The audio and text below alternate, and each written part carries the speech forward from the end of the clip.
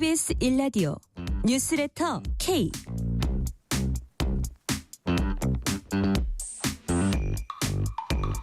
안녕하세요. 뉴스레터 K 진행하는 전종철입니다. 오늘 개천절을 시작으로 민족 최대 명절 추석까지 긴 연휴가 시작됩니다. 이재명 대통령은 명절에도 가족 친지를 만날 수 없는 실향민들을 만나서 이산가족들이 생사 확인, 서신 교환이라도 하도록 하는 게 남북의 정치적 책임이라고 말했습니다. 국가정보자원 관련 화재 사건과 관련해 전산망 관련 업무를 담당하던 공무원이 정부 세종청사에서 목숨을 잃는 안타까운 사건이 발생했습니다. 면직 하루 만에 국가공무원법 위반 등의 혐의로 전격 체포된 이진숙 전 방송통신위원장에 대한 조사가 이틀째 이어지고 있습니다. 국민의힘은 강하게 반발했습니다. 정치 토크 코너에서 정치 현안 자세히 분석합니다. 천고 마비의 계절 가을입니다. 명절이 지나면 몸무게가 2, 3kg 쉽게 늘어난다고 말하시는 분들 많으십니다. 그래서 준비했습니다. 인터뷰 코너에선 먹는 욕망의 실체를 뇌과학적으로 파헤치신 분입니다. 먹는 욕망의 저자 서울대 최형진 교수를 만나봅니다. 뉴스레터 K 지금부터 시작합니다.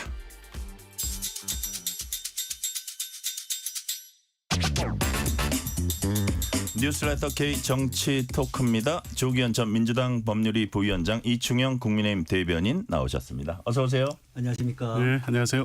야, 이 연휴 시작에 이렇게 출연해 주시고 정말 저희 프로그램 입장에서는 정말 고마운 분들이거든요. 아유. 뭐 제가 따로 드릴 게 없어가지고 저기 밖에 먹을 거 있으니까 나중에 나가시면서 좀 드시고요. 자, 어떻게 조기현 부위원장님 충청 지역으로 제가 고향 알고 있는데 예. 내려가십니까 이번에? 예, 잠깐 다녀오려고요. 아, 그래요? 예. 부모님 거기 계세요? 어머님 계십니다. 어머님 예. 계시니까 어머님 뵈러 가시고. 네. 아, 그러고 보니까 우리 이충영 대변도 역시 충청 지역이네요. 네, 저는 충북 제천입니다. 네. 그러시군요. 예. 아, 그러면 또 그 고향을 좀 네, 다니셔야겠네요. 오늘도 사실은 그 고향에 갔다가 네. 오후에 저기 KTX 기차 타고 아. 좀 전에 막 올라왔어요. 방송하러 오신 거예요? 예. 와. 근데 가을이다 보니까 또 추석 앞두고 있다 보니까 예. 고향에 그 저기 면 마을별로 체육 대회 네. 또 이런 잔치가 많습니다. 그래요? 그래서 뭐 저기 지인들도 뵙고 그러다가 이제 오후에 올라왔습니다. 그렇군요.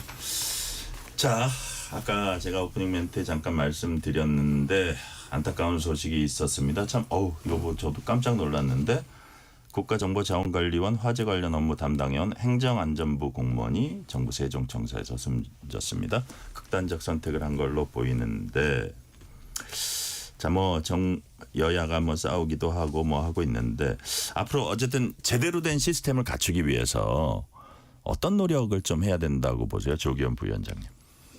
그러니까 이게 여러 차례 이제 이 경보가 있었는데 네. 카카오톡 먹통 사태도 있었고 2023년에 이 정부 전산망 또 마비 사태도 있었습니다. 네네. 그러니까 이번 이제 화재 자체가 일단 1차적인 문제이긴 하지만 그거 발생했을 때 정상적으로 복구하는데 지금 너무 시간이 오래 걸리고 앞선 두 사례도 불구하고 네.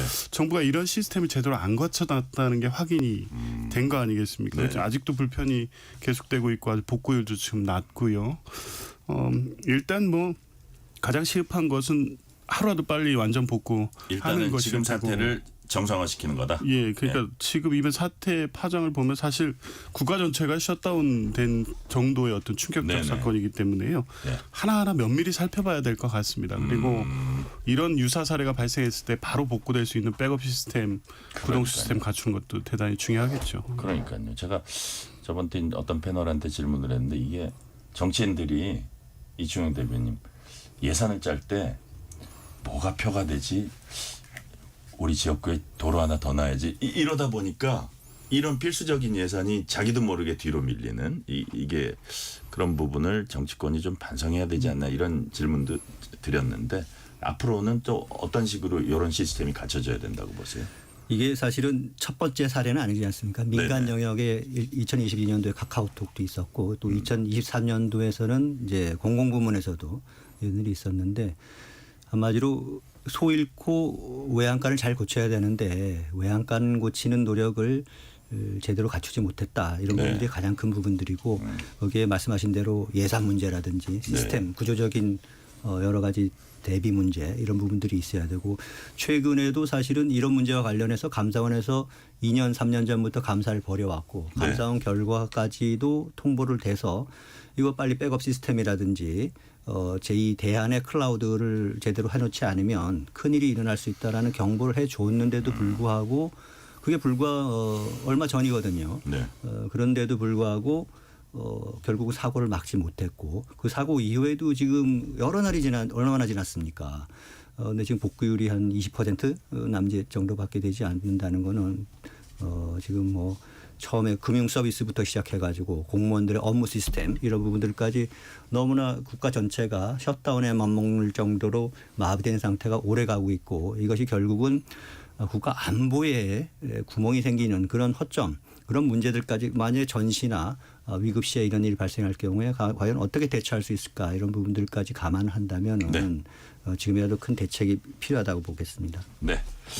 주진우 국민의힘 의원이 국정자원 화재 당시 이재명 대통령이 예능 프로그램 촬영을 하고 있지 않았겠냐 이런 의혹을 제기했습니다. 대통령실 반박했습니다. 주 의원은 이제 예고편이 떴으니까 촬영은 한 일주일 전쯤 국정자원 화재 발생 그 무렵이다. 대통령은 무려 2일간 회의 주제도 현장 방문도 없이 침묵했다. 잃어버린 48시간 국민한테 밝히라. 대통령실은 처음에 그 화재가 일어났을 때는 비행기 타고 유엔 방문해서 오고 있는 중이었고 대통령은 뭐 그 비행기 안에서도 회의를 주재했고 명백한 허위 사실 유포 행위다 이렇게 법적 조치 강구하겠다. 일단 조기현 부위원장님, 네. 주진우 의원의 의혹 제기 어떻게 보셨어요? 그러니까 기본적 사실관계에도 맞지 않죠. 전형적인 그냥 의혹 제기이고 그 정치 공세라고 보는데요. 대통령 뭐 강유정 대변인 서명한 것처럼 최초 발생 시에는 귀국길에 있었고요. 즉시 보고받았고 그 다음날 이규현 홍보수석 통해 가지고 대책 관련된 지가 내려갔습니다. 계속 챙기고 있었고요. 그러니까 굳이 이제 국제적 연관관계가 없는 사실관계 이제 이번 추석 때 뭐 예능 프로에 하나 나오신다고 하더라고요. 그 촬영이 뭐 그때 있어서 한가하게 대처했다는 그냥 그 인상을 풍기기 위해서 연관관계 없는 일들을 깨맞춰서 잃어버린 48시간 이렇게 조어를 하는 거죠.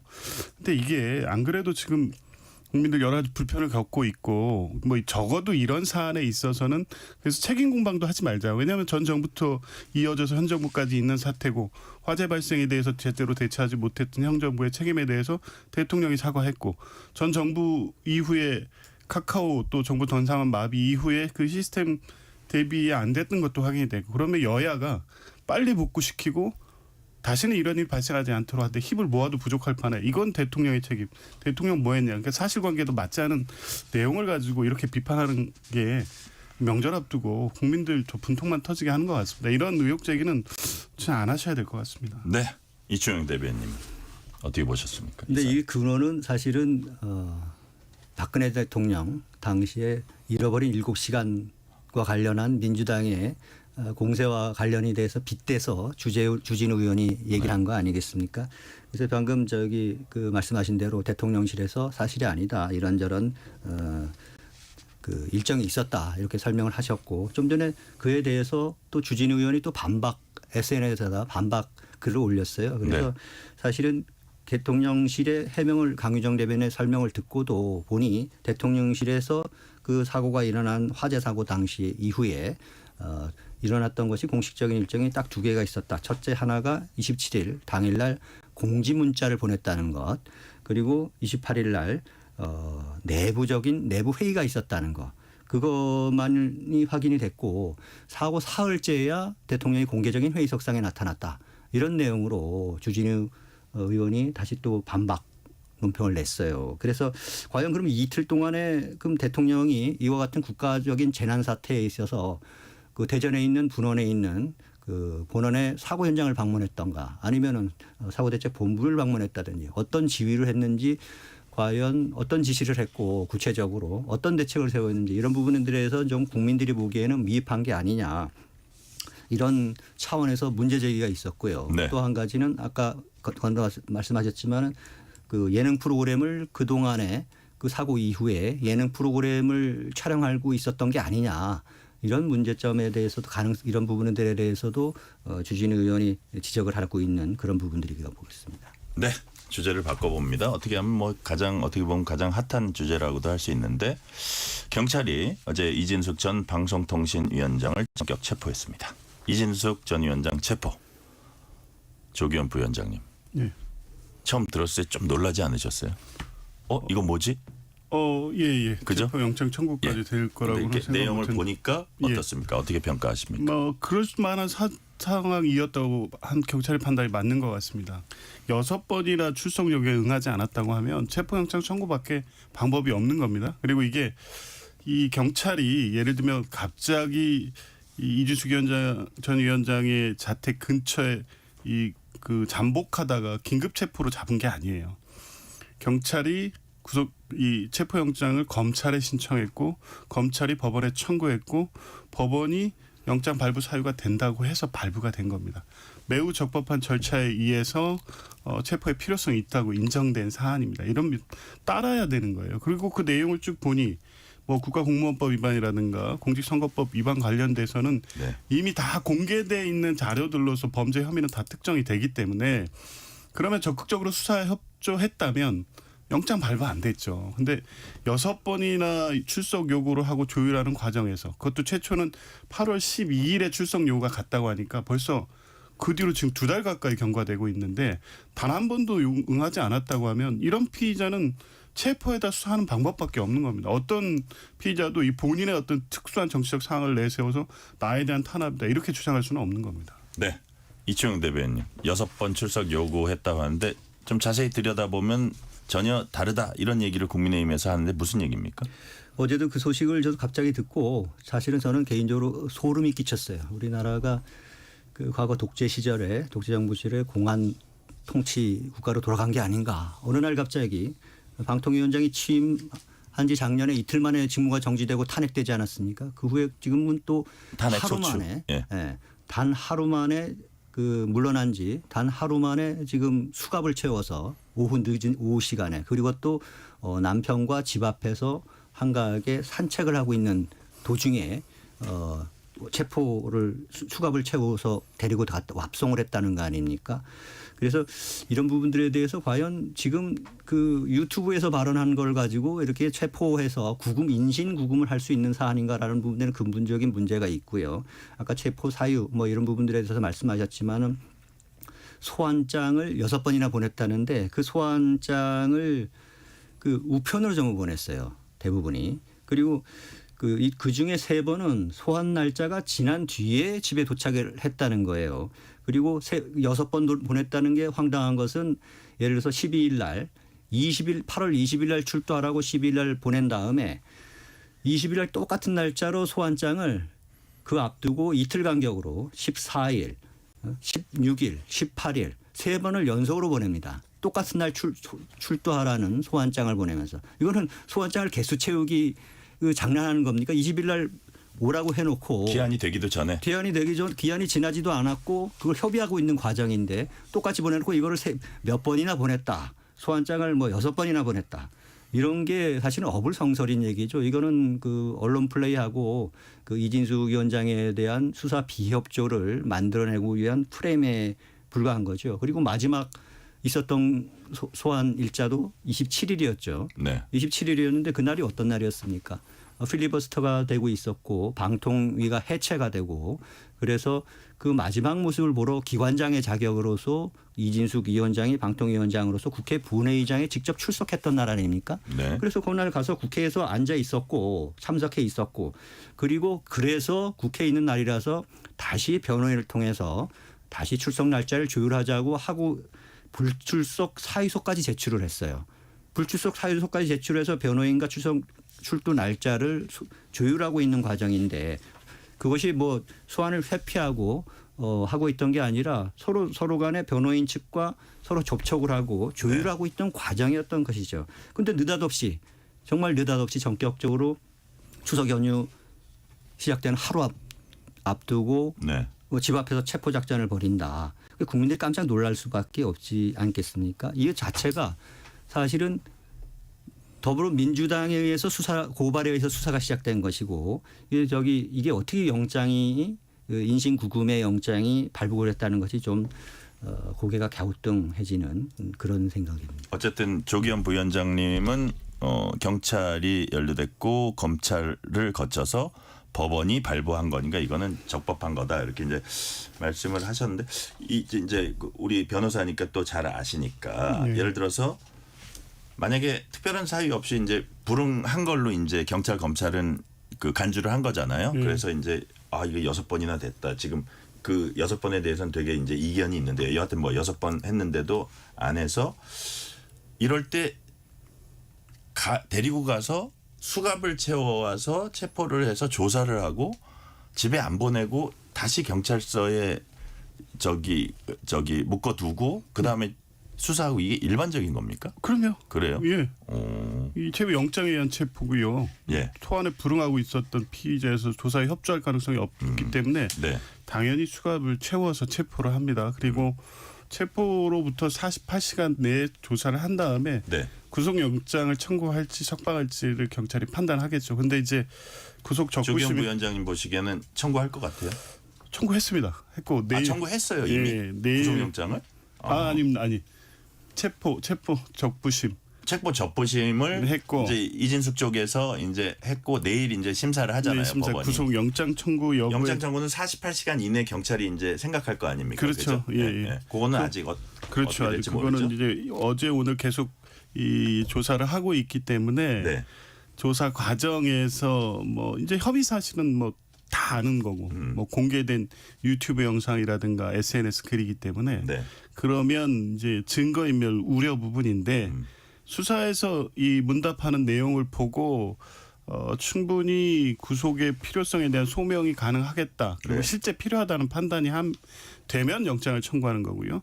이번 건 같이 아까 뭐 이 다 그만한 사정이 있어서 불출석한 것으로 주장을 하고 있지만 네. 이준숙 위원장 측은 8월 초부터 출석 요구를 했다고 하면 지금까지 안 했으면 출석할 의사가 없고 다 뭐 그럴듯한 사정을 들면서 아예 수사 협조를 안 한 거예요. 이거는 이제 그런 사정을 고려하면 수사에서 증거인멸 우려에 대해서 확실한 판단이 들면 청구를 할 거고 네. 아니면 수사를 위한 절차로서 체포영장만 발부받았을 가능성도 있어서요. 아마 이준숙 위원장이 수사에 얼마나 협조하고 있느냐 아니고 경찰의 이 조사 과정에서 실제 관련돼서 부인까지는 할 수는 있지만 이제 실제 증거인멸의 우려가 있는 정도의 진술을 계속하고 있거나 한다고 하면 영장 청구를 할 텐데 반반쯤 될 것 같습니다. 자, 구속 적부심 여기서는 어떤 부분을 주로 본다고 보세요? 체포 적부심은 체포 적부심. 예, 체포 적부심은 이 체포 영장 발부 과정에서 이게 적정했는지. 적법한 절차를 지켜졌느냐. 그렇다면 지금 국민의힘이 얘기하는 예. 이 어떤 출석 기한 9월 20일 날 출석하라 그랬고 중간에 막 몇 번을 더 이게 사유서를 뭡니까? 예, 출석 요구를 요구서. 하고 그런 것들을 어쨌든 살펴보겠죠, 면밀히. 그렇죠. 근데 예. 여튼 그럼에도 불구하고 법원이 체포영장을 발부했는데 예. 법원이 그거를 이거 잘못됐다고 할 가능성이 어느 정도 매우 낮죠. 낮다고 그러니까 보는 거예요. 체포 적부심 청구가 원래 흔하지도 않고요. 인용되는 사례도 거의 없습니다. 네. 그 법원이 이게 만약에 체포 사유 영장 발부 사유 안 됐다면 이미 검찰 단계에서 걸러졌을 겁니다. 그러니까 경찰이 시점을 발휘했겠죠. 근데 검찰이 보기에도 형사소송법상 체포 요건에 해당된다고 봤고 그래서 법원에 청구를 한 거고 법원이 판단을 한 겁니다. 그러니까 네. 체포의 필요성, 범죄 혐의 입증 정도 그걸 비추어 봤을 때 출석에 응하지 않고 있고 앞으로도 응하지 않을 가능성이 매우 높다고 판단한 거기 때문에 적부심 판단에서도 달리 판단될 가능성은 높아 보이지 않습니다. 하나만 더 여쭤볼게요. 조기현 부위원장께. 예를 들어 국민의힘에서는 이런 얘기를 하더라고요. 이재명 대통령 당대표 시절에 사유서도 안 내고 뭐 재판도 안 나가고 더더욱 이제 경찰 소환 뭐 이런 거 관련해서는 민주당 돈봉투 의혹 사건 있잖아요. 단 한 차례도 그냥 그러니까 응하지 않은 의원들이 대부분이라 그러더라고요. 자, 그런 것과 비교해서 이게 과연 등가성이 있냐. 또 하나는 이진숙 전 위원장이 최민희 의원을 모욕죄로 똑같은 영등포 경찰서에 이제 고발을 했는데 네. 과연 그거 제대로 수사할까요? 뭐 이런 얘기들을 여러 가지 했을 때 과연 이게 그런 이진숙 위원장 누가 봐도 되게 좀 정치적인 인물입니다. 그렇다고 했을 때 이게 과연 정상적인 법 집행인지 눈엣가시 어떤 그 모욕죽인지 뭐 여러 가지 논란은 있을 것 같아요. 어떻게 근데 보세요? 이게 경찰이 그런 정치적 고려했다고 보지 않습니다. 그래요? 예. 뭐 그럴 이유가 없죠. 뭐 그리고 더군다나 그럴 것 만약에 경찰이 아까 말씀드린 대로 본인들의 자의적 판단에 의해서 긴급 체포를 한다면 네. 긴급 체포도 할 수 있었어요. 그냥 예. 거기 잠복하고 있다가 그러고서 이제 사후 영장 청구할 수도 있는데 그러면 더 논란이 될 수 있지만 그렇죠. 근데 정식으로 영장 청구해서 발부받아서 집행을 했다면 다른 고려 없이 수사를 해야 되는데 전혀 응하지 않고 있고 앞으로도 응할 가능성이 없다고 본 거고 네. 그동안 이제 이준숙 위원장의 행태를 보면 이 국회에 나와서 보이는 태도 또 국무회의장에서 보이는 태도를 보면 이 법 집행의 어떤 절차나 이런 거에 전혀 협조하지 않고 정치적 행보를 계속하고 있어요. 그러면 경찰의 수사 정도를 얼마나 우습게 대했겠냐 이렇게 보이는 거예요. 그러니까 경찰은 영장 청구밖에 다른 대안이 없다고 판단한 거고 네. 과거 민주당 뭐 이 사례들 들면서 국민의힘 비판하시던데 어느 정도씩 다 선은 지켰어요. 그러니까 2번 정도 응하지 않으면 3번째쯤 체포영장이 나올 수 있다는 걸 알기 때문에 그런 위험을 피해서기 위해서라도 일정 조율하고 출석하고 다 합니다. 그리고 이준숙 위원장의 고소권 모욕죄 수사하겠죠. 경찰이 그건 뭐 이준숙 위원장이 고소한 건 수사 안 하고 이준숙 위원장을 상대로 한 고발건만 수사하고 그렇게 할 이유도 없고 고발된 게 예. 적정한 사건이라 하면 수사할 거다. 그럼요. 예. 네. 자, 이충영 대변인님. 예를 들어 이준석 위원장이 차에서 앞선 차에서 이렇게 내리면서 두 팔을 이제 여긴 수갑이 차 있고 파란 이렇게 천으로 이제 가려 있더라고요. 이걸 들어 올리면서 아주 강하게 반발했습니다. 이재명이 시켰냐, 정청래가 시켰냐, 개딸이 시켰냐. 뭐 그러면서 뭐 그분이 뭐 떠오른다고도 하고 했는데 여하튼 국민의힘에서는 눈의 가시 제거용이고 모욕죽이고 한방 먹이기다 이렇게 보시는 거예요? 이미 이재명 대통령과 민주당 쪽에서 보이는 행동은 작년 탄핵 정국 때부터 시작을 해가지고 이진숙 위원장에 대한 사실은 스토커에 가까운 표적 사정을 벌이고 감사원 감사를 벌이고 고소 고발을 하고 그러지 않았습니까? 이제 그 막판으로 치달아서 지금은 이제 결국에는 대낮에 국무회의에 물론 그래서 그래서 필수 참석 인원은 아니지만 웬만하면 참석하는데 국무회의에 들어오지 말라 그러는 것도 되게 조금 이례적이었어요. 그렇죠. 정무직 물론 뭐 그 대통령실 얘기는 자꾸 나가서 국무회의 내용을 정치적으로 한다 이런 뭐 이유가 있긴 있었죠. 대통령실이 그렇죠. 말한 이유. 지금 계속 문제 삼고 있는 게 이진숙 전 위원장의 뭐 태도, 뭐 정치적인 의견 뭐 이런 부분 가지고 문제를 삼고 있어요. 그게 네. 법적인 부분이랑 별개의 문제지 않습니까? 장관급에 해당하는 정무직 공무원이 얼마든지 자기 의견을 피력할 수 있는 거죠. 지금 현재 뭐 윤호중 장관이나 법무부 장관이나 다 정치인 출신들 아닙니까? 사실 야당에 대한 비판, 야당과 의견이 다른 부분들을 충분히 그분들도 의견 표력을 하고 있어요.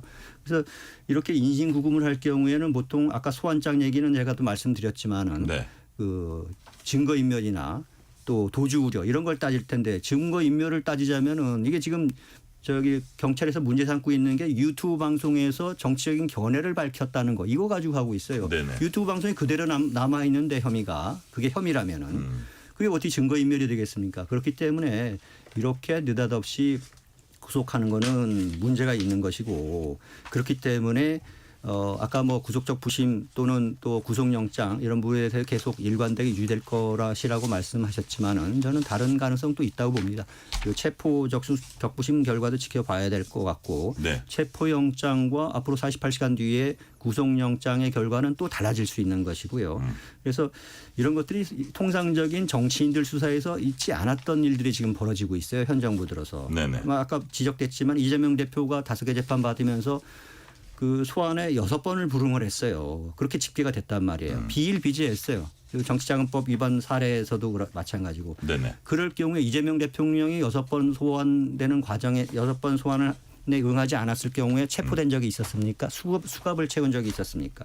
이거는 전례를 봐서도 있었던 적이 없고 형평성 차원에서도 많지 않습니다. 그래서 저는 장기적으로 이것이 구속영장이 다시 청구가 되더라도 발부가 될지는 다시 의문이다 이렇게 보고 있습니다. 그리고 또 수사를 거쳐서 기소가 되더라도 나중에 무죄가 될 가능성이 크다고 봐요. 근데 지금 경찰이 하는 일을 보면은 저희가 판단하기에는 정치적인 견해, 표현의 자유 영역에 해당되는 것을 정무직 공무원, 장관급 공무원이 한 발언을 가지고 야당에 대해서 다른 의견, 비판적인 의견을 제시했다고 해가지고 입을 막고 이건 불법이다라고 한다면은 앞으로 누가 어떻게 발언할지 좀 지켜봐야 될 것 같아요. 그래서 네.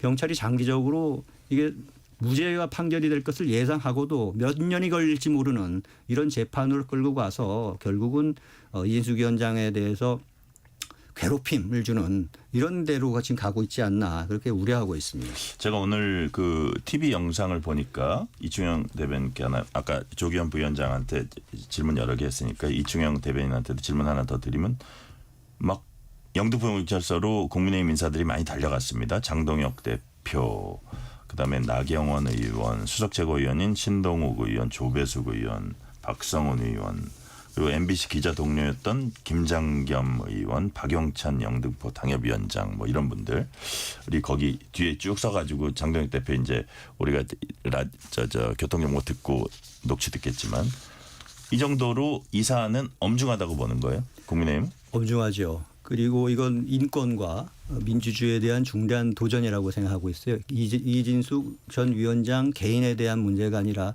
우리나라 그 누구라도 당할 수 있는 유튜브에서 발언했다고 어느 날 갑자기 수갑 채워가고 소환 일정을 변호사를 통해서 조율을 하고 있는데 와가지고 그 몇 번 우편 보낸 걸 가지고 들고 와가지고 소환 응하지 않고 있다고 체포영장 받아오고 과연 우리 국민들에게 이런 일이 일어났을 게 누구나 당할 수 있는 일이거든요. 그래서 이것은 경찰이나 지금 민주당에서 주장하는 것은 법률 위반이지만 국민이 지금 바라보고 있는 것은 이건 법치의 문제가 아니라 네. 어떤 정치 권력의 어떤 폭력성 뭐 이런 부분들을 바라보고 있지 않나 이렇게 생각해요. 이진숙 위원장을 방통위 존재 자체를 없애서 쫓아내고 바로 그 다음 날 수갑을 채워버리고 정치 보복이 아니냐. 그리고 지금 20세기 이 시대에 지금 공포 정치가 부활하고 있는 거 아니냐라는 우려를 할 수밖에 없는 거죠. 그래서 이게 지금 검수완박, 검찰청 폐지 이런 걸 이어서 점점 우리나라가 모든 권력이 경찰과 행안부로 쏠리면서 경찰 국가 또는 뭐 중국식 공안 국가 공포 정치를 하고 있느냐 이런 쪽으로 전락하는 게 아니냐라는 국민들의 불안이 생길 수밖에 없다고 생각합니다. 네, 조기현 부위원장님은 정치 보복, 공안 정치, 공포 정치 이 얘기에 대해서 어떻게 보세요? 국민의힘이 이 부분 얘기할 때 경찰과 민주당만 얘기합니다. 검찰이 청구하고 법원이 발부한 영장이라니까요. 지금 검찰개혁, 사법개혁이 지금 핵심 이슈여서 검찰이나 법원이 판사가 민주당의 어떤 정치 보복성 수사에 같이 한편이 돼가지고 지금 이걸 하고 있다고요? 저는 뭐 전혀 성립될 수 없는 주장이고요. 네, 경찰에서 수사하고 있지 않습니까? 수사는 경찰이 하지만 영장이 발부된 거는 그 절차에 의한 것이기 때문에 여기에 정치적 배경이 들어갈 틈이 없다는 것이고요.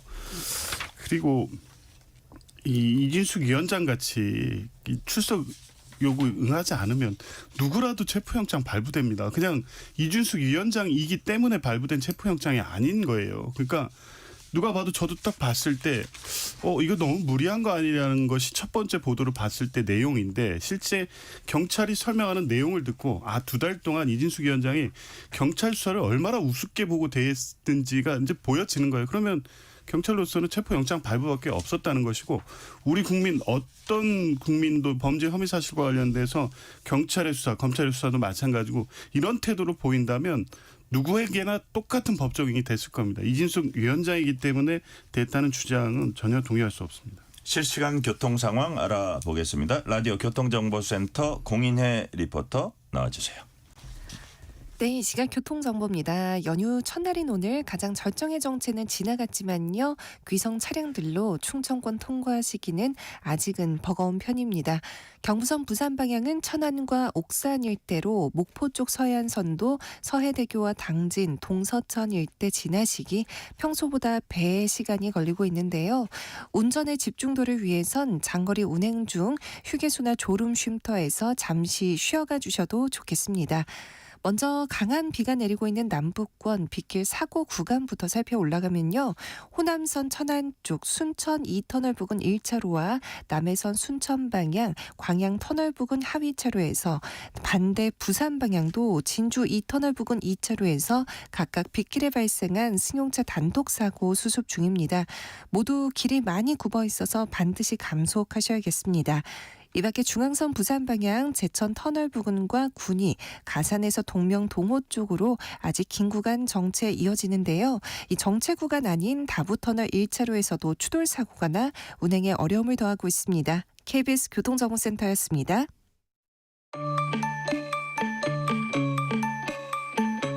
퇴근길 당신과 함께 읽는 세상 이야기 KBS 1라디오 뉴스레터 K 문자 샵 9730 짧은 문자 50원 긴 문자 100원 어플리케이션 콩은 무료 유튜브 KBS 1라디오 계정 채팅창도 열려 있습니다. 실시간 교통 상황 살펴봤습니다. KBS 1라디오 뉴스레터 K 정치 토크 조기현 전 민주당 법률위 부위원장 이충형 국민의힘 대변인과 얘기 나누고 있습니다. 자, 장동혁 대표 국민의힘 지도부 의원들은 영등포경찰서 항의 방문했습니다. 장동혁 대표 목소리 들어보시겠습니다. 어떻게든 이진숙 전 방통위원장을 체포하고 추석 밥상에서 절대 존엄 김현지를 내리고 추석 밥상에 이준석 전 방통위원장을 올리기 위한 정치적인 의도로밖에 저희들은 해석되지 않습니다. 그러나 문제는 그런 정치적 의도를 떠나서 영장을 신청하면서 불출석 사유서가 제출됐다는 사실을 숨기고 불출석 사유서도 기록에 첨부되지 않았다면 이것은 용납될 수 없는 중대한 범죄입니다. 역사에 이런 일이 있었는지 저는 잘 모르겠습니다. 이것은 심각한 수사 기록 조작 사건입니다. 자, 이진숙 이슈로 김현지 이슈를 덮으려 한다. 이런 주장을 하면서 이제 눈에 띄는 얘기가 불출석 사유서를 기록에 첨부하지 않았다는 얘기가 있다. 이충영 대변인 이게 확인이 좀 파악이 되고 있습니까? 어떻게? 예, 아직은 확인은 되지는 않고 있는데요. 예. 실제로 체포영장에 그 내용이 첨부가 됐는지 좀 확인이 필요합니다. 왜냐하면 이것이 중요한 부분들이 변호인과 그리고 수사당국과의 충분한 소환 출석 일시에 대한 조율이 이루어지고 있는 과정인데 그래서 불출석 사유서를 분명히 제출을 했는데 그것을 법원에다 제출을 하지 않고 그것을 감안하지 않고 판사가 영장을 발부할 수밖에 없었다라면은 그거는 그 영장 발부 여부에 큰 영향을 미치는 변수가 될 수밖에 없고 그것이 만일에 그것이 첨부되지 않았다면은 피조사인의 인권을 침해하는 데 대해서 아주 중대한 문제다 이렇게 지적할 수밖에 없습니다. 방어권 침해고 인권 침해다. 그렇죠. 그런 말씀이고 이게 조금 파악된 바가 있어요, 조기현 부위원장님 이 부분은? 그게 외부적으로 그 내용이 상세히 공개될 리는 없는데요. 예. 그 체포영장의 기재 내용을 보면 정당한 이유 없이 수사기관의 출석 요구에 응하지 않을 우려가 있다. 응하지 않고 있었다는 거거든요. 법원이 그렇게 허술하지 않습니다. 당연히 첨부됐을 거예요. 그거 없이 그냥 범죄 혐의 사실만 해놓고 그냥 구두로 출석에 응하지 않고 있습니다라는 정도의 추정일 뿐일 거다. 그러면 그 기재만 있는데 법원이 그 내용 확인도 않고 경찰이 신청한 체포영장의 내용의 기재만을 믿고 영장 발부하지 않습니다. 영장은 헌법에 의해서 통제되는 건데 그렇게 대략의 어떤 상황만을 듣고 영장이 발부되지 어떤 영장도 그런 식으로 발부되지 않기 때문에 지금 그 체포영장의 첨부 서류 같은 게 어떻게 돼 있는지 모르겠지만 변호인이 그냥 그런 추정적 주장을 그냥 받아서 하는 것이고요. 그렇게 주장하면 우리 사법 시스템 전체를 완전히 불신하는 건데요. 법원이 그렇게 판단할 리는 없습니다. 네. 이진숙 이슈로 김현지 이슈를 덮으려 한다. 이 주장은 어떻게 보세요? 조기현 부위원장. 김현지 이슈가 추석 밥상에 올라갈 만한 이슈였을까요? 그러니까 국감에 하느냐 안 하느냐는 뭐 논란이긴 하고 이재명 대통령의 오랜 참모라는 것도 뭐 부정할 수 없는 사실인 건 분명하지만 추석 밥상에 올라가려면 김현지 비서관이 뭐 어떤 비위에 뭐 최근에 발견됐다든가 과거에 어떤 행적에 있어 심각한 문제가 있고 그것이 지금 대통령실 업무와 연관이 돼 있다든가 이런 이슈가 있어서 이 국민들 관심사로서 뭐 저런 사람이 대통령실에 있으면 되는 거야? 라는 정도가 돼야지 올라가죠. 근데 그걸 덮기 위해서 이렇게 했다는 소설 같은 얘기인 것 같아요. 만약에 그 주장이 성립하려면 경찰, 검찰, 법원, 민주당, 대통령실이 한마음 한뜻으로 이 이슈 덮으려고 같이 움직였어야 되는 건데 어디 같이 움직일 만한데 검찰이 법원이 민주당 말 듣고 이렇게 할 리가 있겠습니까? 말이 안 되는 주장. 네, 지금 말이 안 된다고 하셨고 이충영 대변인 지금 이제 말씀하신 게 불거진 큰 의혹이나 이런 것도 없이 사건이나 이런 것도 없이 물론 이재명 대통령의 그림자 실세고 최측근이라는 거를 부인할 사람은 없을 겁니다. 근데 이게 뭐 추석 밥상에 올라갈 사실거리도 아니다. 이런 부분에 대해서는 어떻게 평가하세요?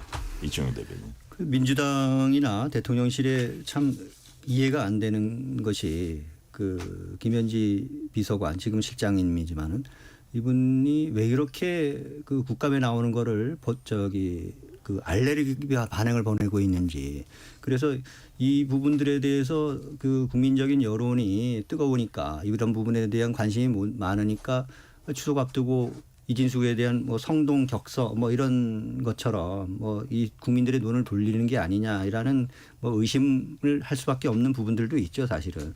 그래서 저는 사실은 이진숙 위원장에 대한 뭐 소환장 문제도 중요하지만은 네. 그런 여부에 대한 문제도 중요하지만은 중요한 거는 내용적인 혐의 내용에 대해서 문제가 참 많다고 생각합니다. 공직선거 예를 들어서 공직선거법 위반이라고 하는데 네. 작년 7월에 그 탄핵이 소추가돼가지고 곧바로 직무가 정지되지 않았습니까? 그리고 한두 달 뒤에 유튜브 정무 정지된 상태에서 유튜브 방송에서 그 민주당에 대해서 비판적인 견해를 했댔는데 여기에 대해서 공직선거법상의 사전선거운동 혐의를 적용을 했어요.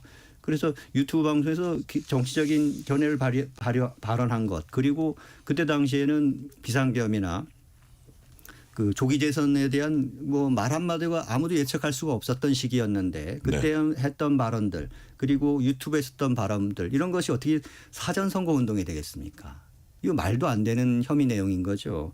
그리고 또 한 가지 그 뭐 이재명 대통령을 낙선시키겠다는 목적으로 했다는데 그런 목적이 그때 당시에 있을 수가 있겠습니까? 이재명 대통령이 언제 대통령 선거에 나올지도 모르는 상황이었고 그래서 이런 상식적으로도 삼척동자가 보더라도 이해할 수가 없는 터무니없는 혐의들이 많아요. 그래서 이진수 위원장으로서는 이거를 어떤 정치 보복 이렇게 받아들일 수밖에 없지 않나 이런 생각이 듭니다. 이건 짧게 제가 여쭤볼게요. 두 분한테. 김현지 부속실장 국감에 나온다 안 나온다? 나오는 걸로 알고 있습니다. 아? 나온다고 확정이 된 건가요? 아니, 우상호 정무수석이 100% 나온다? 예, 대통령실의 입장은 뭐 명확히 됐고 당에서 한정혜 정책의장도 나온다고 얘기했기 때문에 굳이 불출석 이슈는 더 이상 이슈는 아닌 것 같습니다. 나와서 뭐 그런 이런저런 얘기를 털어버린다 그런 말씀이시네요. 자, 이재명 대통령이 오늘 추석 연휴 첫 일정으로 북한에 고향을 두고 온 실향민들과 그 가족을 만나서 위로했습니다. 이재명 대통령 얘기 들어보시겠습니다. 북측에도 사실 이런 안타까운 점들에 대해서 인도적 차원에서 고려해 줄 수 있으면 좋겠다는 이야기를 꼭 전하고 싶습니다. 군사적으로 정치적으로 우리가 대립하고 갈등하고 또 경쟁하고 하더라도 인도적 차원에서 그 남북의 이 안타까운 이산 가족들이 생사 확인이라도 하고 하다못해 편지라도 주고받을 수 있게 그렇게 해주는 것이 남북의 모든 정치의 책임 아닐까 하는 생각이 듭니다. 자, 이건 이충영 대변인한테 먼저 여쭤볼게요. 자, 남북이 이렇게 대립하고 있다 보니까 좀 한계가 있지만 그래도 인도적 차원에서 이산가족 생사 확인이나 서신 교환 정도는 하도록 했으면 좋겠다. 맞는 얘기죠. 어떻게 보십니까? 뭐 이재명 대통령이 연휴 첫 일정이라는데 북한에 고향이 있는 실향민들 그리고 네. 그 가족들 뭐 만나서 위로하고 저런 메시지 내는 것은 좋은 의미 있는 말씀이라고 생각하고 다만 이런 것들을 실천적인 방식으로 어떻게 네. 북한과 대화를 이어나갈지 이런 부분에 대한 말씀은 없었다는 건 조금 아쉬운 부분이긴 한데요. 사실은 북한과의 인적 물적 교류가 금강산 관광사업 당시 우리 국민의 사망 사건을 계기로 네. 중단된 부분들이 많고 또 가장 큰 문제는 북한 핵무기 개발과 관련돼 가지고 남북 대화가 교착된 상태에 있기 때문에 이런 민간 그리고 교류 그리고 스피로버랄까요? 민간에서의 교류가 정치적인 군사적인 협력이 또는 대화로 이어질 수 있는 계기를 만들어야 되는데 그런 부분들로 나가지 못하고 있는 그런 형국이 아쉽습니다.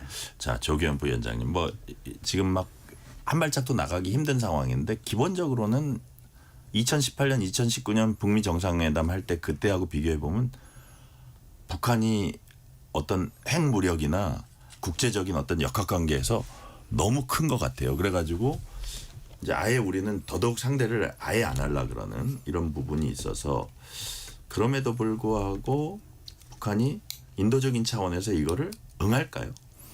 뭐 저는 가능성이 있다고 가능성이 봅니다. 있다고 예, 보세요. 뭐 네. 말씀하신 대로 2019년 그러니까 하노이 뉴딜 이후 그 당시 상황과는 완전히 다르죠. 지금 네, 북한은 네.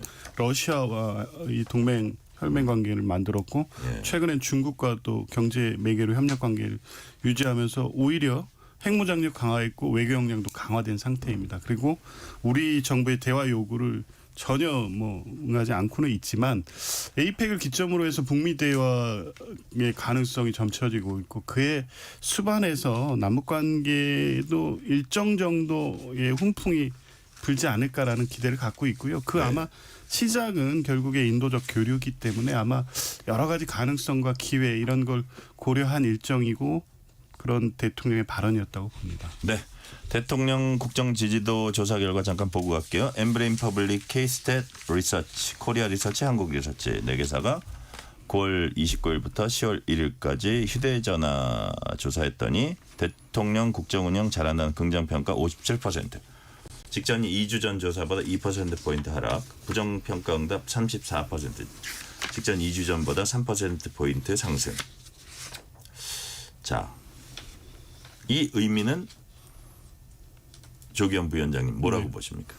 뭐 이건 짤막하게. 네. 추세상 정체 내지 하락은 분명해 보입니다. 네, 약간 박스권에 gat혀 있는 것 같긴 해요. 예, 그 집권 초기인데. 조금 우려가 되는 것은 이 유엔 총회 출석 또 그 대규모 AI 투자 유치 등 호재가 많았음에도 불구하고 네네. 이게 대통령 지지율 상승으로 이어지지 않는다는 점이죠. 그래서 당에서도 여러 가지 원인 분석을 좀 하고 있고요. 당과 국회 상황 또 교착된 한미 통상 협상 등 좀 안정감 국정 운영의 안정감에 대한 중도층의 우려 목소리가 좀 나오고 있는 것 같아요. 그건 네. 뭐 국회에서 보여주고 있는 여야 갈등 이 부분도 쭉 반영이 된 것 같고 그래서 당 차원에서도 아마 이제 대책 마련에 나설 거 봅니다. 예.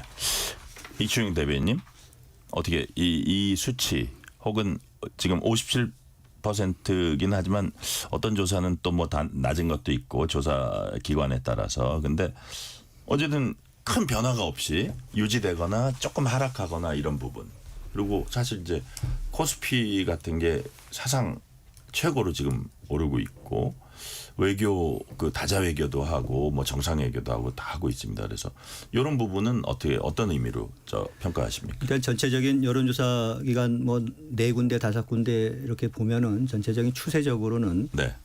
이재명 정부의 지지율이 떨어지고 있는 추세적인 현상은 두드러진 것 같고요. 이재명 대통령 집권 서너 달이 돼가면서 네. 집권 초에 허니문이 이제는 끝나고 있지 않나 이렇게 생각이 들고 또 국민들의 기대도 떨어지고 있고 그리고 이 같은 현상이 올해 말로 갈수록 더 가속화되지 않을까 이렇게 생각하고 있습니다.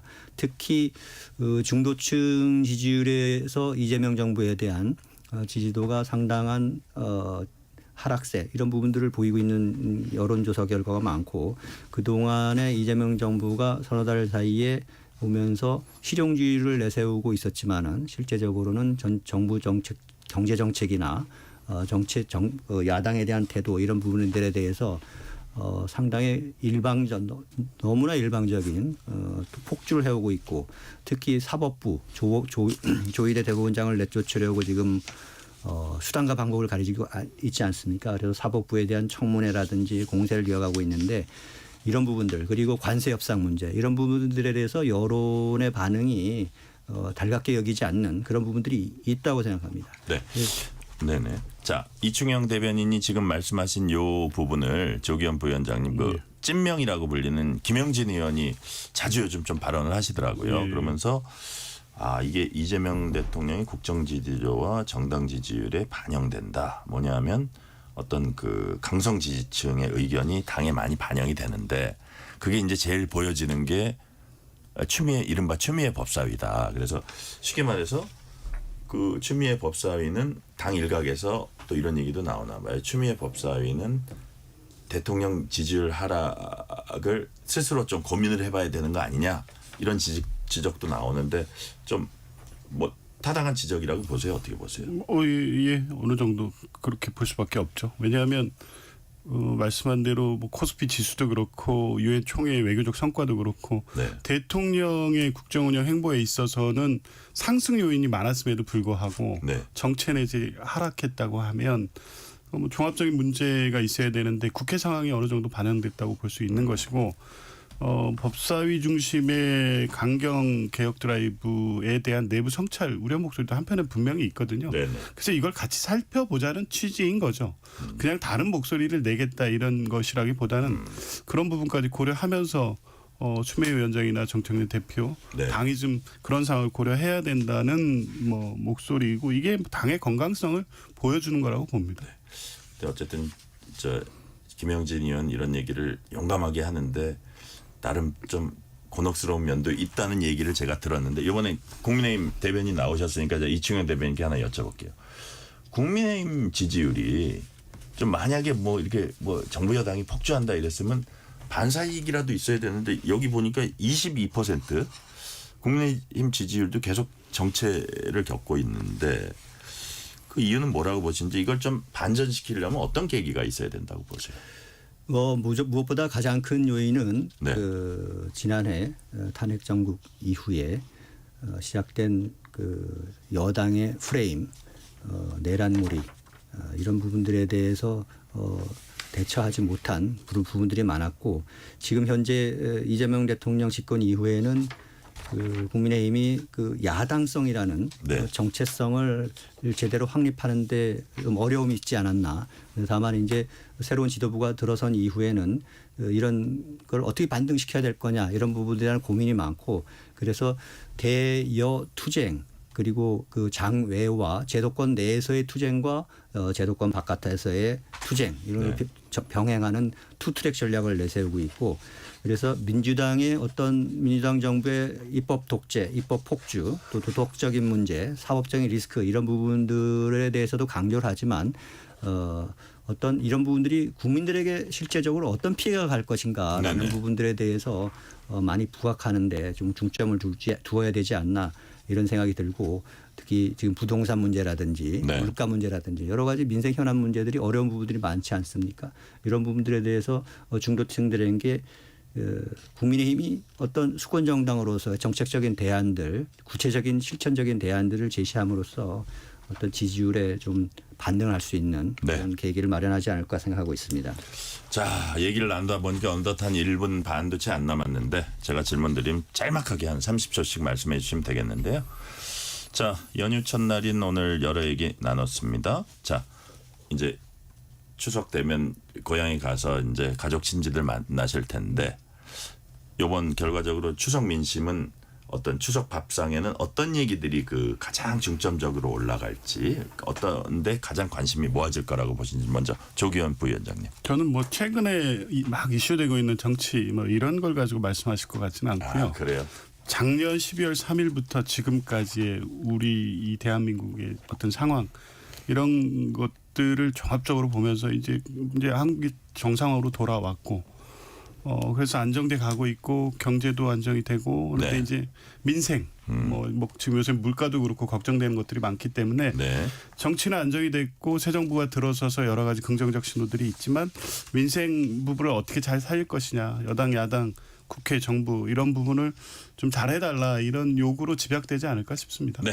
이주영 대변인.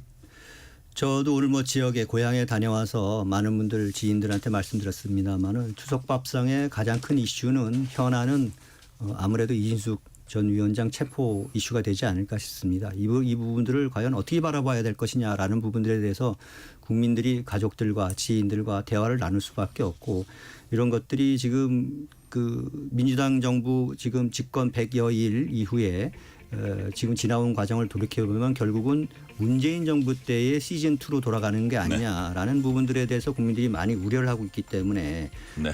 이런 부분들에 대해서 국민들이 추석 물가 밥상에서도 많은 알겠습니다. 논의가 있을 것으로 생각됩니다. 자, 뉴스레터 K 1부 마치고 2부가 이어집니다.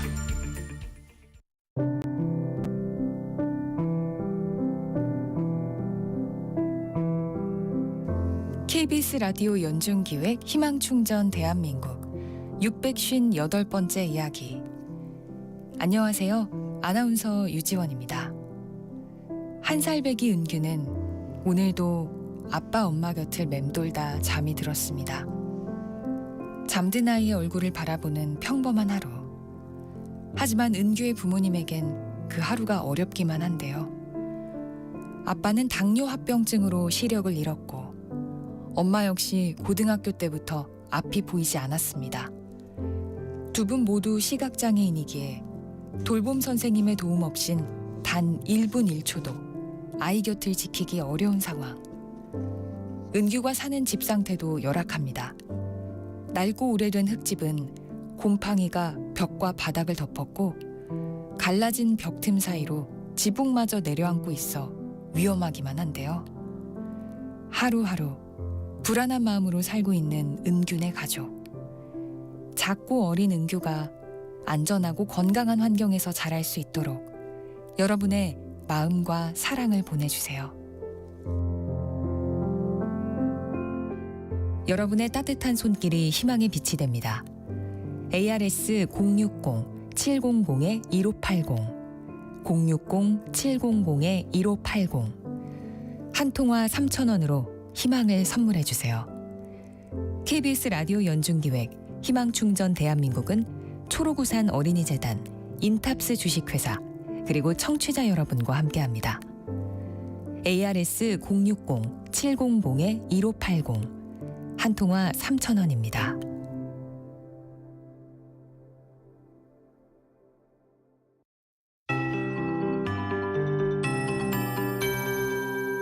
KBS 58분 날씨. 추석 연휴 동안 비 소식이 잦겠습니다. 지금 수도권의 비는 잦아들었지만 강원도와 충청도 남부지방은 내일까지 비가 내렸다 그치기를 반복하겠고요. 앞으로 제주도에는 최고 60mm, 남해안에는 5에서 40mm, 그 밖의 지역에는 5에서 20mm 정도의 비가 더 내릴 전망입니다. 모레 일요일에는 중부지방과 경북 지역에 비가 오겠고요. 수도권과 강원도, 경북 동해안은 비가 추석인 월요일까지 이어지겠습니다.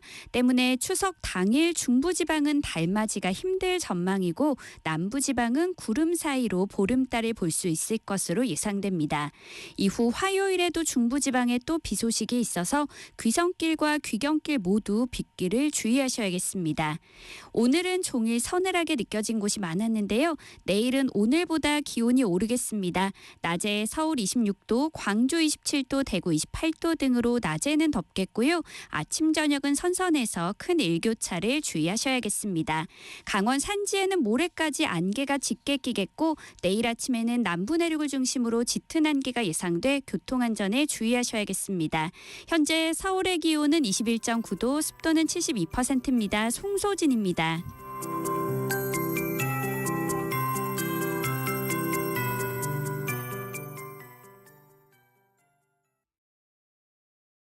정성을 다하는 국민의 방송 KBS가 6시를 알려드립니다. AM 711kHz, FM 97.3MHz, KBS 1라디오입니다. HLKA.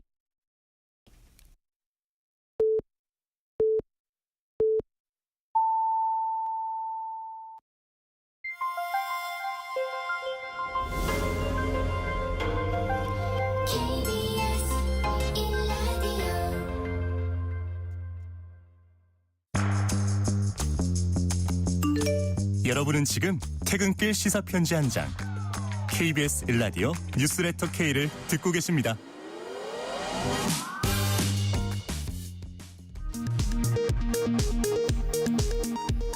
이 시각 라디오 정보센터 뉴스입니다. 추석 연휴 첫날 실향민들을 만난 이재명 대통령이 남북 관계가 완전히 단절돼 있지만 이산 가족의 생사 확인이나 편지 왕래 같은 최소한의 소통은 진척되길 바란다고 말했습니다. 북한을 향해서도 인도주의적 고려를 촉구했습니다. 개천절을 맞아 더불어민주당이 내란의 완전한 종식과 국민 통합을 통한 진짜 대한민국을 기원한다고 밝혔습니다. 국민의힘은 홍익인간의 정신을 이어받아 권력의 폭주를 막겠다고 밝혔습니다. 공직선거법 위반 등 혐의로 어제 체포된 이진숙 전 방송통신위원장이 법원에 체포적부심을 청구했습니다. 이 전 위원장에 대한 체포적부 심사는 내일 오후 3시 서울 남부지법에서 열릴 예정입니다. 충북 지역 13개 군부대에서 장병 140여 명이 식중독 증세를 보여 보건당국이 역학조사에 나섰습니다. 이들 군부대에는 대전에 있는 군수지원단이 식자재를 납품한 것으로 알려졌습니다.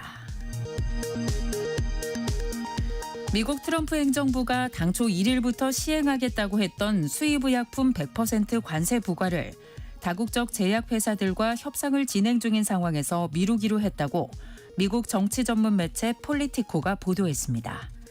지금까지 라디오 정보센터 뉴스 편유희였습니다.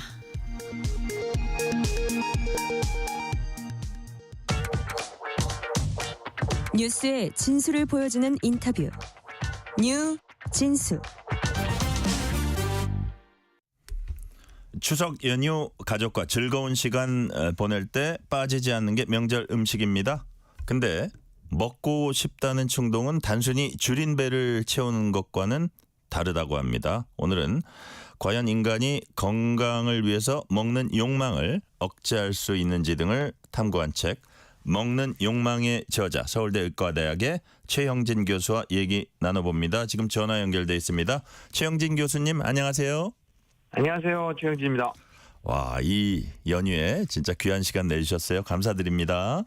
예, 감사합니다. 자, 교수님 먹는 욕망이라는 책 부제를 보니까 당신은 본능을 이길 수 있는가? 부제도 멋있어요. 먹는 욕망도 멋있는데. 자, 명절에도 그렇고 평소에도 이런저런 음식 많이 먹습니다. 저희가. 그러니까 우리 뇌와 음식이 어떻게 연결되는지 흥미롭고요. 일단 이 책을 교수님께서 쓰게 되신 어떤 문제의식이랄까 계기는 무엇이었습니까? 네. 저는 예전에는 내분비내과에서 이제 대학병원에서 진료를 했습니다. 네네. 그때 수많은 이제 사람들이 이제 당뇨병이나 아니면 심혈관 질환 이런 걸로 고통을 받는 걸 봤는데요. 예. 그때 느꼈던 게 이분들이 먹는 욕망 때문에 결국 이렇게 당도 올라가고 심혈관 질환도 생기구나 이런 생각이 들어서 한 10년 전에는 이제 이 먹는 욕망을 연구하는 데 집중하려고 서울의대 해부학교실로 와서 이 연구를 했습니다. 그래서 10년 동안 먹는 욕망을 연구해 오면서 다양한 측면을 생각해보고 연구하고 했었는데요. 그걸 모아서 책으로 내보게 되었습니다. 지금 교수님 말씀을 제가 딱 듣고 보니까 먹는 욕망 때문에 오히려 이런 그 각종 질환이 생기는 게 아니냐 이런 문제의식으로 출발하셨다 그랬잖아요. 다시 말해서 음식을 적당히 아주 가장 우리가 소식이 좋다는 얘기도 하지만 이렇게 적당히 조금만 먹으면 건강이 더 잘 유지될 수 있는데 우리가 뭐 이런저런 이거 몸에 좋을 것 같아 이거 맛있을 것 같아 이러고 먹는 게 오히려 건강을 저해한다 이런 문제점에서 출발하셨다. 제가 그렇게 이해해도 되겠습니까? 예, 맞습니다. 네. 자, 먹고 싶다는 충동은 단순히 배고픔과는 다른 차원이라고 이제 책에서 언급하셨습니다. 자, 그렇다면 그 뇌과학적으로 이렇게 볼 때 그 먹고 싶다는 충동, 욕망 이게 우리의 그 배고픔, 정말 그 뭐 생리학적인 배고픔 이거하고는 좀 다른 겁니까? 네.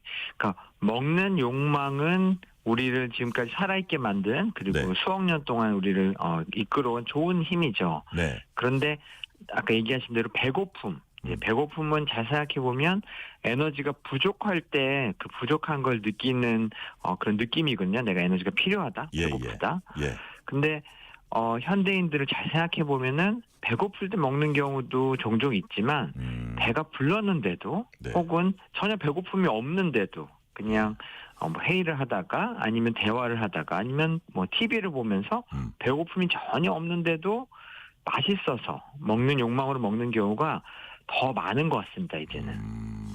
예를 들어서 뭐 이런 것 같아요. 그러니까 맛있어서도 먹지만 지금 회의 얘기도 하셨지만요, 교수님이 회의를 이렇게 하다가 뭔가 먹어야 될 것 같아요. 그냥 막 회의만 하면 좀 목이 마를 것 같기도 하니까 뭐 물만 먹으면 괜찮은데 야 우리 커피 한 잔씩 좀 시켜가지고 먹으면서 쿠키는 없냐? 이게 무슨 약간 네. 사회적인 관습? 그죠? 관습, 네네. 예, 관습에 의해서 그리고 이게 있어야지 좀 왠지 회의가 잘 될 것 같고 네. 아이디어도 날 것 같은 그런 그 뭐라 그럴까 근거 없는 추측 이런 것들이 다 심리적인 요인들이 좀 이렇게 결부된다고 보시는 거예요?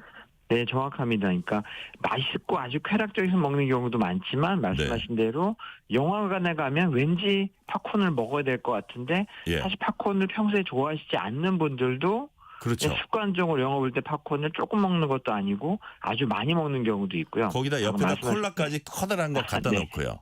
네.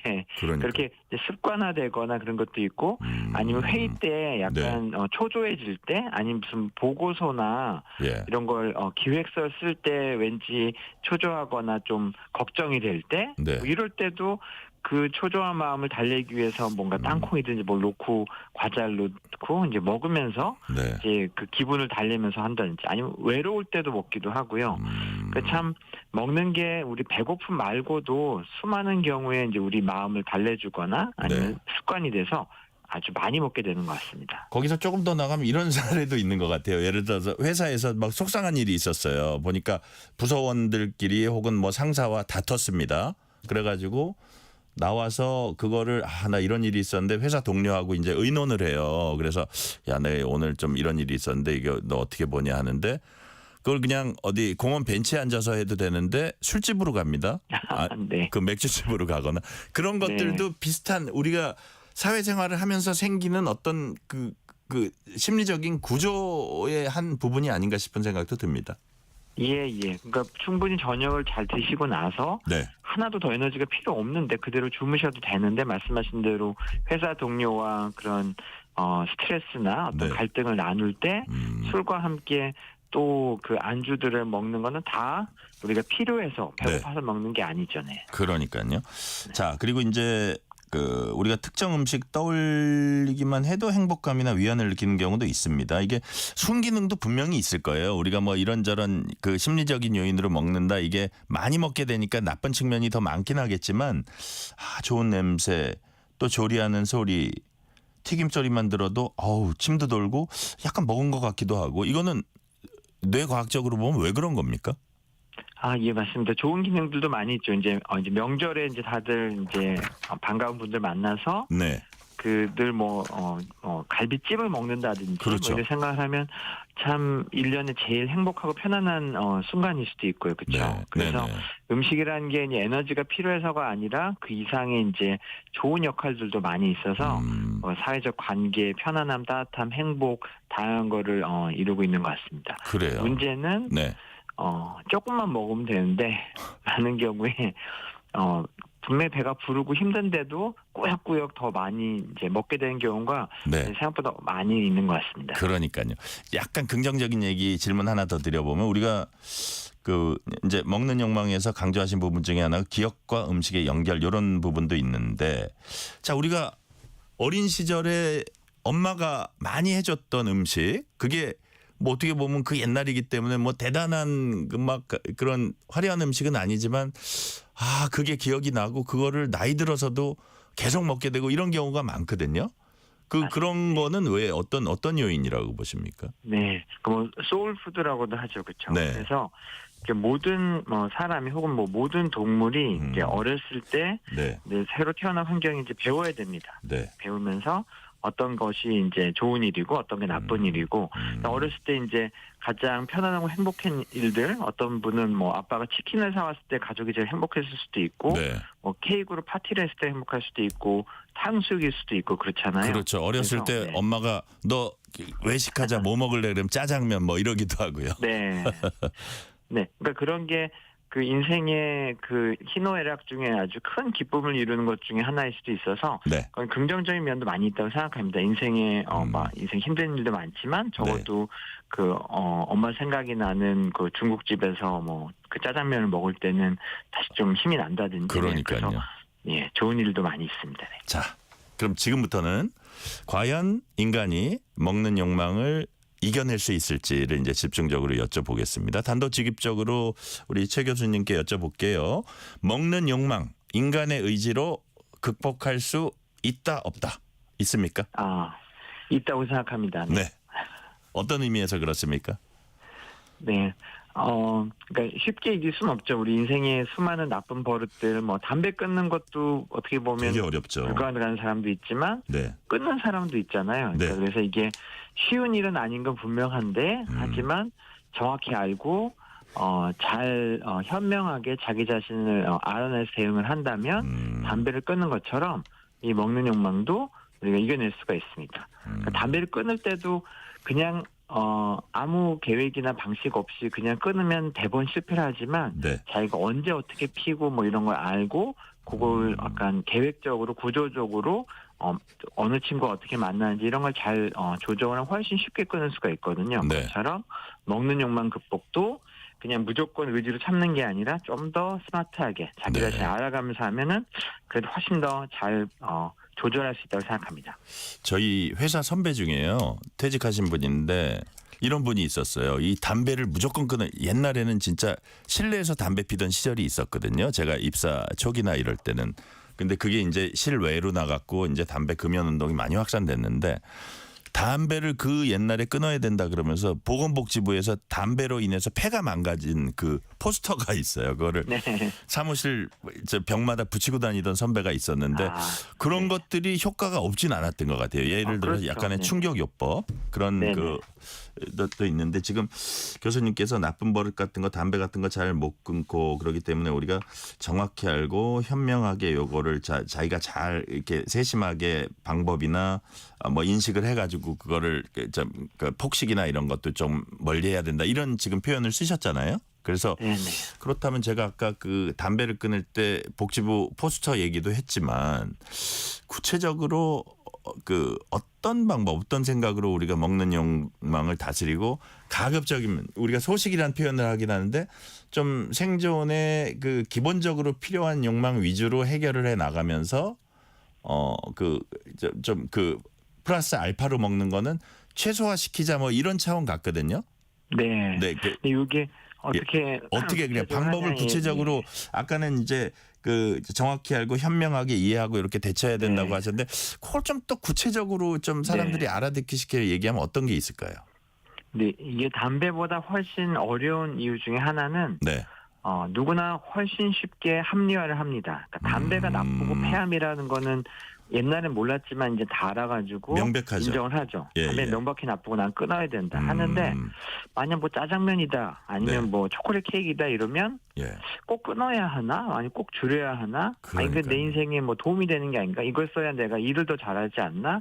뭐 이런 이유로 합리화. 그렇게 정확히 정면 그러니까 현실 직면을 잘 못하거나 아니면 숨거나 네. 합리화하는 게 많습니다. 그래서 네. 담배랑도 비슷하게 그 자기 성찰을 해보면 과연 이 초코 케이크가 예. 내 인생에 주는 득이 더 큰지 해가 더 큰지 이런 걸 생각해보고 네네. 이게 뭐 전 아예 안 먹자는 얘기가 아니라 뭐 일주일에 한 번 정도 뭐 한 조각을 먹는다 뭐 이 정도 네. 할 수 있는데 과연 뭐 거의 매일 뭐 반 개씩 반 케이크 먹는다든지 이거는 스스로 이제 이건 과하다. 그래서 자기 성찰로 이제 그 문제인식, 모든 문제의 시작은 그 문제를 발견하고 인식하는 거기 때문에요. 네네. 그런 것부터가 중요할 것 같고요. 그래서 일단 동기부여가 시작이 되면 네. 그 다음에는 자기가 어디서 넘어지는지를 찾는 게 저는 되게 도움이 되는 것 같아요. 어디서 넘어지는지 찾는다. 네네. 예. 술 마시다가 이렇게 폭주하는 분도 있고 집에 오면 항상 뭐 그 과자 바구니가 있는데 그걸 볼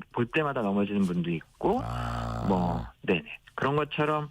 근데 이거는 그러니까 구체적인 방법 하나를 뭐 무조건 뭐 무슨 콩을 먹으면 좋습니다 이렇게 할 수 없는 게 네. 사람마다 그 넘어지는 지점들이 다 너무 달라요. 그렇죠. 네, 어떤 분은 떡이 문제인 분도 있고요. 뭐 그래서 근데 그거를 이제 알아내는 거가 이제 그 다음 단계인 것 같아요. 문제이다. 그러면 어떤 데서 내가 이게 시작이 되는가, 트리거가 되는가, 뭐 네. 이런 걸 찾아내는 게 예. 그래서 교수님 이렇게 책이나 이런 데서 보면 예를 들어서 아주 그 대기업에서 아주 유능한 어떤 그 임원이었는데 그분이 이렇게 뭐 음식을 이렇게 대하는 태도라든지 이런 데서 보면은 정말 그때 그건 전혀 차원이 다르다 뭐 이런 네. 얘기들도 있고요. 그래서 자 그렇다면 요런 부분은 어때요? 이게 좀 비슷한 연관되는 질문이라고 생각을 하는데 폭식 그로 인한 질병이 이제 사회 문제가 되고 개인적으로도 건강에 큰 이제 부담이 되는 거잖아요. 그래서 요게 뇌과학적으로 봤을 때 이걸 예방하거나 다스릴 방법은 아까 말씀하신 대로 자기의 어떤 그 약점, 자기가 넘어지는 그 부분을 정확히 파악하고 좀 구체적이고 실현 가능한 계획을 세운 뭐 그런 게 좀 필요하다고 보시는 건가요? 네네. 아까 과자 바구니를 없앤다든지 예, 아니면 퇴근길에 늘 어느 빵집 앞을 지나갈 때마다 못 참다면 퇴근길을 다른 길로 돌아오면 되거든요. 다른 길로. 아니면 야식이 문제인 분은 일찍 잠들면 돼요. 뭐 여러 가지 그러니까 그런 유혹 자기의 약점 부분을 반전시킬 수 있는 방법을 각자 좀 구체적인 방법을 찾아야 된다는 말씀 같아요. 그렇죠. 유혹을 다 맞이한 다음에 유혹을 참는 게 아니라 유혹 자체가 발생하지 않게 하는 게 여러 방법들이 있거든요. 네네. 자, 유혹 자체가 발생하지 않게 유혹 앞에서 그거를 끊는다. 예를 들어서 우리가 담배를 끊으려고 그럴 때 담배를 아예 그냥 쓰레기통에다 보로채로 갖다 버리고 보이지 않게 해도 남이 피는 거 보면 다시 또 무너지고 하는데 그래도 어쨌든 그런 방법을 해야 된다. 네. 담배를 손에 쥐고 안 피기 너무 어려울 거예요 아마. 자, 잘 알겠고요. 자.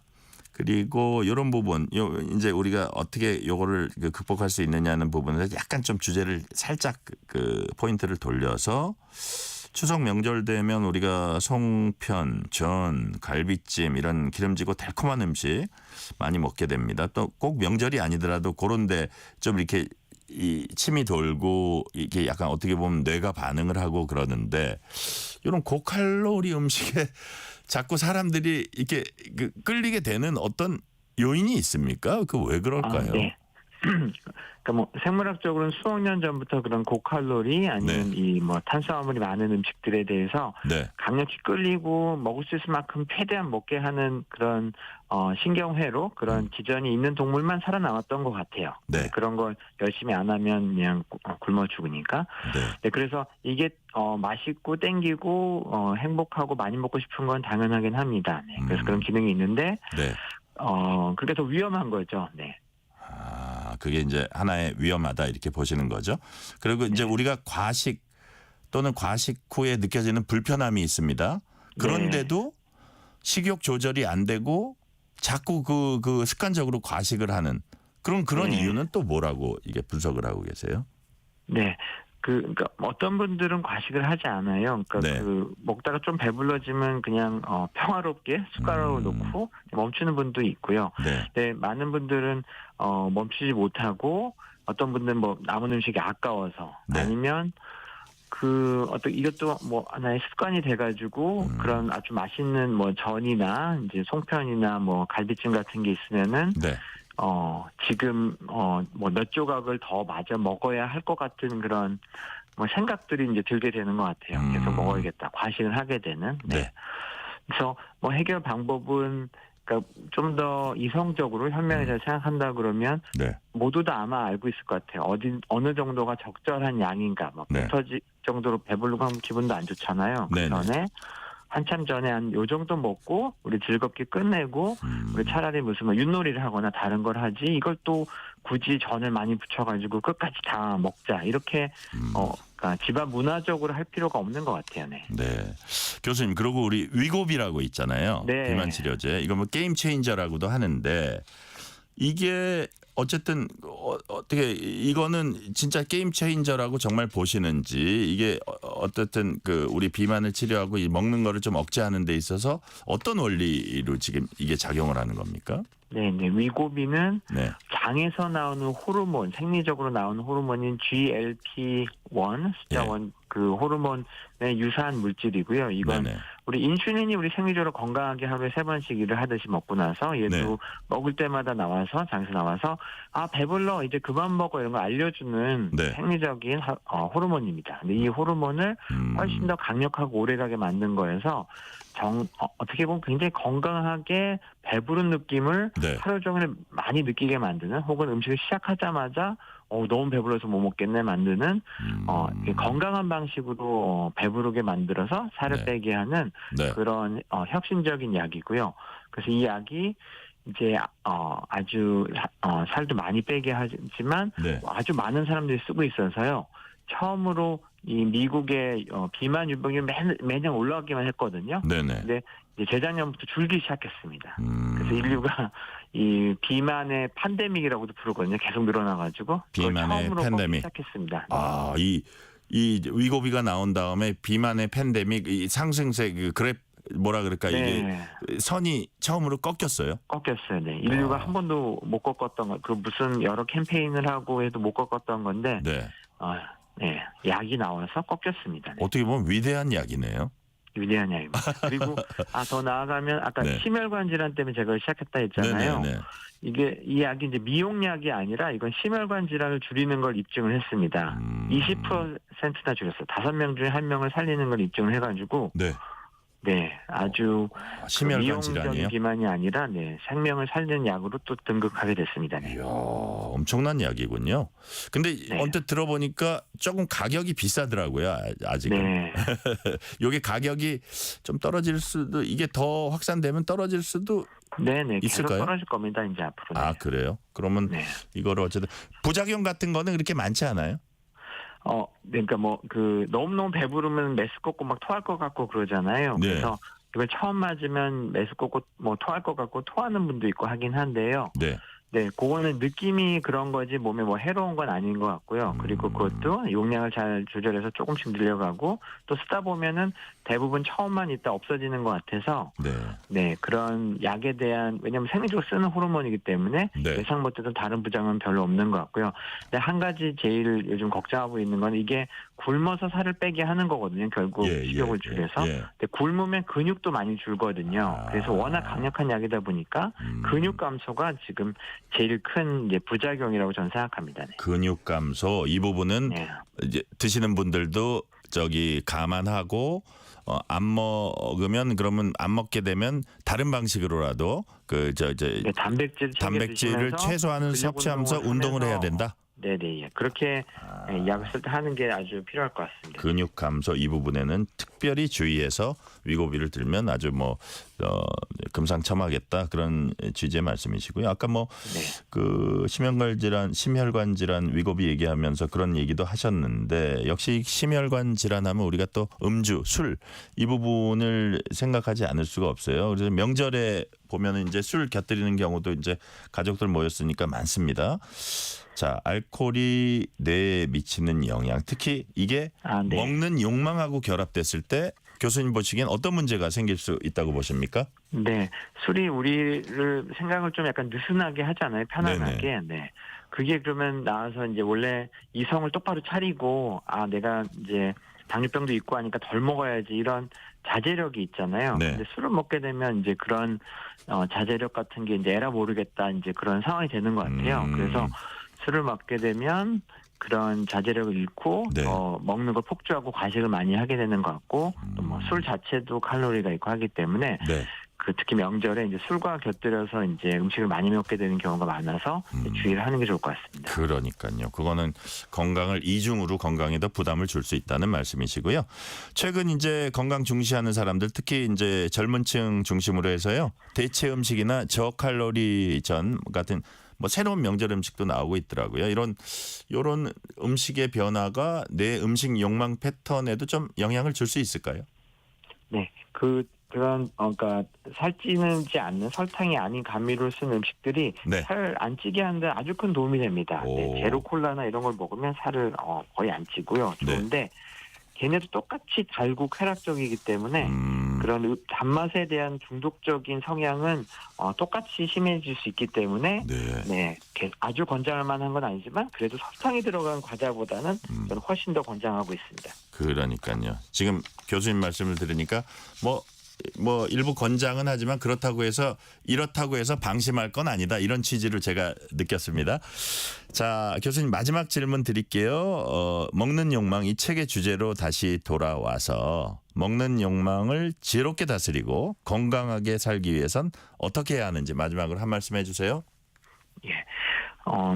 자신의 인생에 너무 과도하게 먹는 혹은 뭐 건강을 해칠 정도로 먹는 그런 걸 잘 찾아내셔서요. 인정을 하고 슬기롭게 바꿀 수 있는 어떤 방법을 찾으신다면 행복하게 좋아하는 음식 먹으면서도 너무 살찐다든지 뭐 당뇨병 뭐 이런 걸 고생한다든지 이런 거 없이 지낼 수 있을 겁니다. 네, 지혜롭게. 자기 자신 잘 성찰해 보십시오. 네. 알겠습니다. 자기 자신 잘 성찰해서 행복하게 건강하게 살 수 있는 그런 먹는 법 자기가 개발할 수 있었으면 좋겠다는 말씀. 그 말씀까지 오늘 듣겠습니다. 지금까지 최형진 서울대 의과대학 교수였습니다. 교수님 말씀 감사합니다. 예, 감사합니다. 편지 왔습니다. 퇴근길 지친 당신에게 힘이 되는 뉴스를 전해드립니다. 매일 저녁 당신과 함께 읽는 세상 이야기. KBS 1라디오 뉴스레터 K.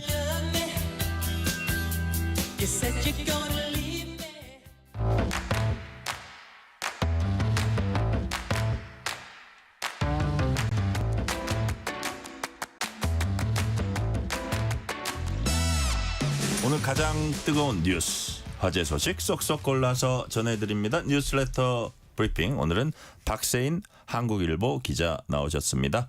박세인 기자님 어서 오세요. 네, 안녕하세요. 박세인입니다. 네, 자 택배 주의사항 이거 이제 첫 번째 주제예요. 명절 때처럼 이렇게 택배가 늘어나면은 그만큼 분실, 파손 이런 이른바 택배 사고도 이제 많아진다고 합니다. 이에 관한 어떤 통계가 있습니까? 네, 한국소비자원이 최근에 추석을 앞두고 통계를 데이터를 이제 공개를 했는데요. 네네.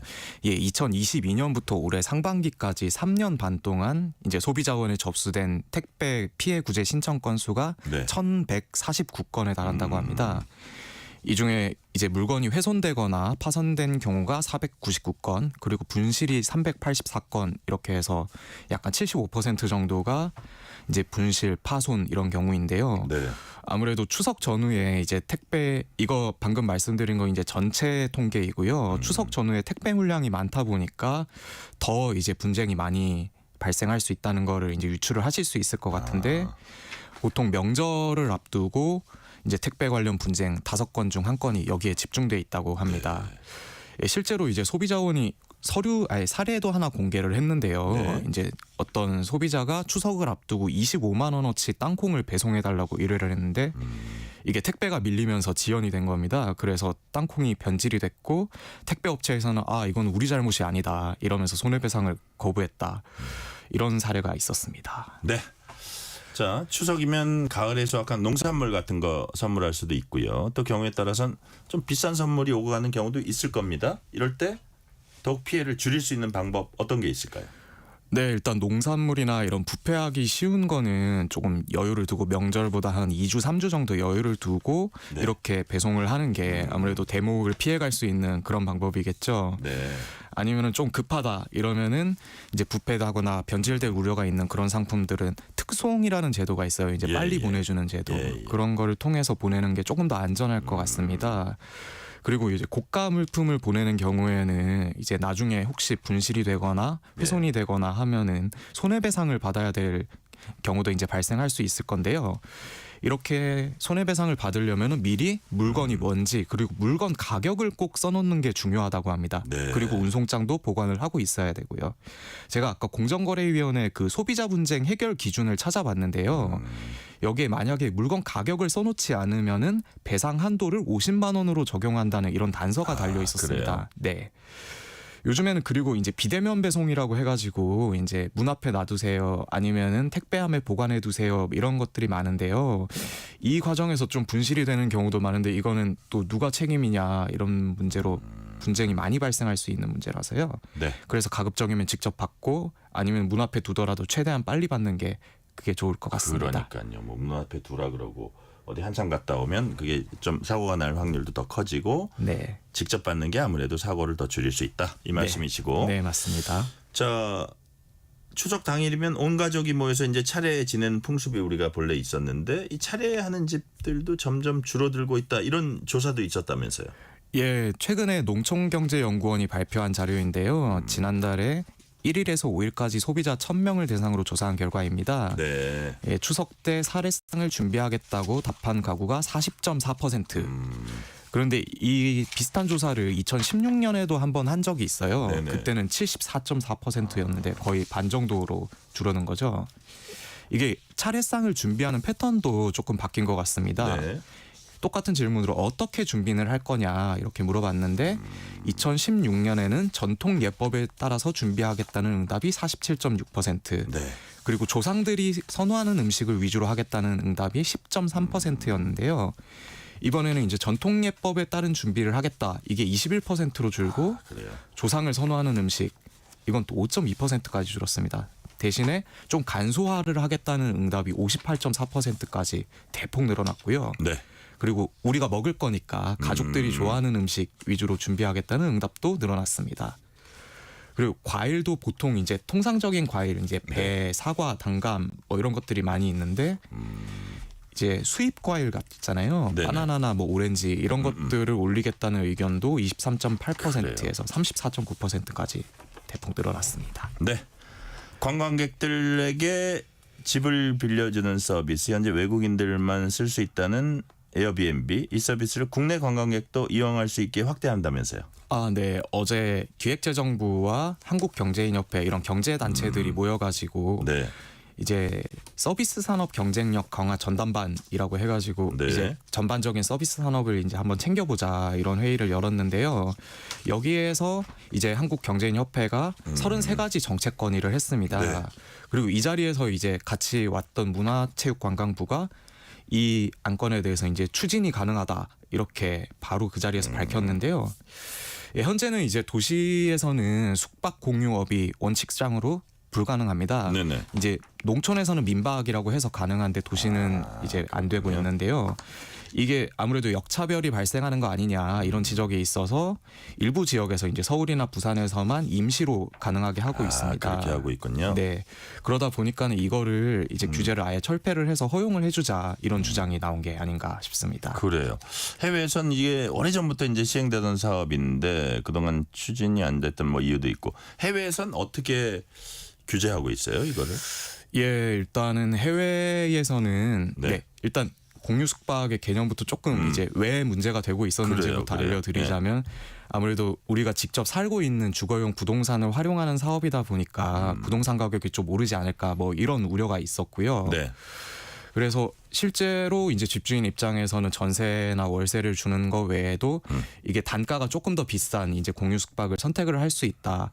그런 선택지가 늘어나니까 실제로 임대주택 임대료가 서울에서도 0.4% 정도 높아지는 효과가 있다는 연구 결과가 있기도 했습니다. 네. 해외에서도 이거를 이제 직접 겪어봤을 텐데요. 그래서 유럽 일부 국가에서는 사실 이런 문제가 있다 보니까 연간 베를린 같은 경우에는 연간 30일로 이제 임대를 제한한다. 네. 우리나라 같은 경우에는 지금 그 특례를 하고 있는데 180일인데 여기는 30일로 줄여놓은 거고요. 그리고 스페인 바르셀로나 같은 경우에는 이제 단기 임대용으로 허가했던 아파트 사업권을 아예 2028년까지 없애버리겠다고 10,000개 정도를 그런 식으로 이제 총량 규제를 하는 거죠. 그리고 아무래도 이게 이제 관광지에 집중되어 있는 게 아니라 일반 주거지에서 숙박업을 하는 거다 보니까 관광객들이 와가지고 이제 밤새 떠들고 하는 그러니까요. 이런 소음 문제 같은 것들도 좀 발생해서 이런 민원도 많이 들어온다고 합니다. 네, 이게 이제 우리가 차량 공유 서비스 하려 그럴 때 기존 택시업계가 반발했듯이 이 경우에 에어비앤비 경우에 기존 숙박업자들 좀 반발할 것 같아요. 예, 아까 말씀하셨듯이 이제 차량 공유 같은 경우에도 네. 이제 택시는 면허값이 있었잖아요. 네네. 그 면허값 문제로 좀 반발을 하는 경우가 많았던 것 같은데요. 이 숙박업자들 입장에서도 마찬가지일 것 같습니다. 네. 아무래도 이건 집을 이제 이용을 해서 파트타임으로 숙박을 하는 거다 보니까는 규제 같은 경우에도 이제 전업 숙박업에 대해서 좀 약할 수밖에 그래요. 없는 문제가 있고요. 그래서 이제 경향신문 보도를 오늘 인용을 하자면요. 예. 그 대한숙박중앙회 사무총장께서 가뜩이나 이제 불경기인 상황에서 이런 내국인한테까지 에어비앤비를 허용하면 네. 호텔이나 펜션 같은 이런 경쟁자가 될 수 있는 중저가 숙박업계가 직격탄을 맞을 수 있다. 이렇게 우려를 했습니다. 네, 시간이 거의 다 되긴 했는데 짤막하게 여쭤볼 테니까 짤막하게 말씀해 주시면 최근 K-팝 데몬 헌터스 열풍에 에버랜드가 캐대언 마케팅을 하고 있습니다. 근데 여기서 파는 캐대언 세트 이게 분식인데 너무 비싸다. 논란이 있다고 해요. 얼마나 비쌉니까? 예, 에버랜드 내에 이제 분식점에서 파는 건데요. 네. 이제 헌트릭스 세트라고 해가지고 떡볶이, 김밥, 순대, 닭강정 이렇게 주는 세트가 38,000원. 네. 그리고 떡볶이, 어묵, 닭강정, 주먹밥 주는 이제 사자 보이스 세트는 이제 36,000원인데 사실 이게 밖에서 사 먹으면 네. 한 2만 원 정도밖에 안 하는 거다. 이런 얘기가 나오는 건데요. 근데 사실 에버랜드 자체가 이제 안에서 이렇게 파는 거다 보니까는 기본적으로 가격이 비싸요. 뭐 이런 그러니까요. 것들을 좀 고려해서 소비를 할 필요도 있을 것 같습니다. 오늘 말씀 여기까지 듣겠습니다. 지금까지 박세인 한국일보 기자였습니다. 말씀 감사합니다. 네, 감사합니다.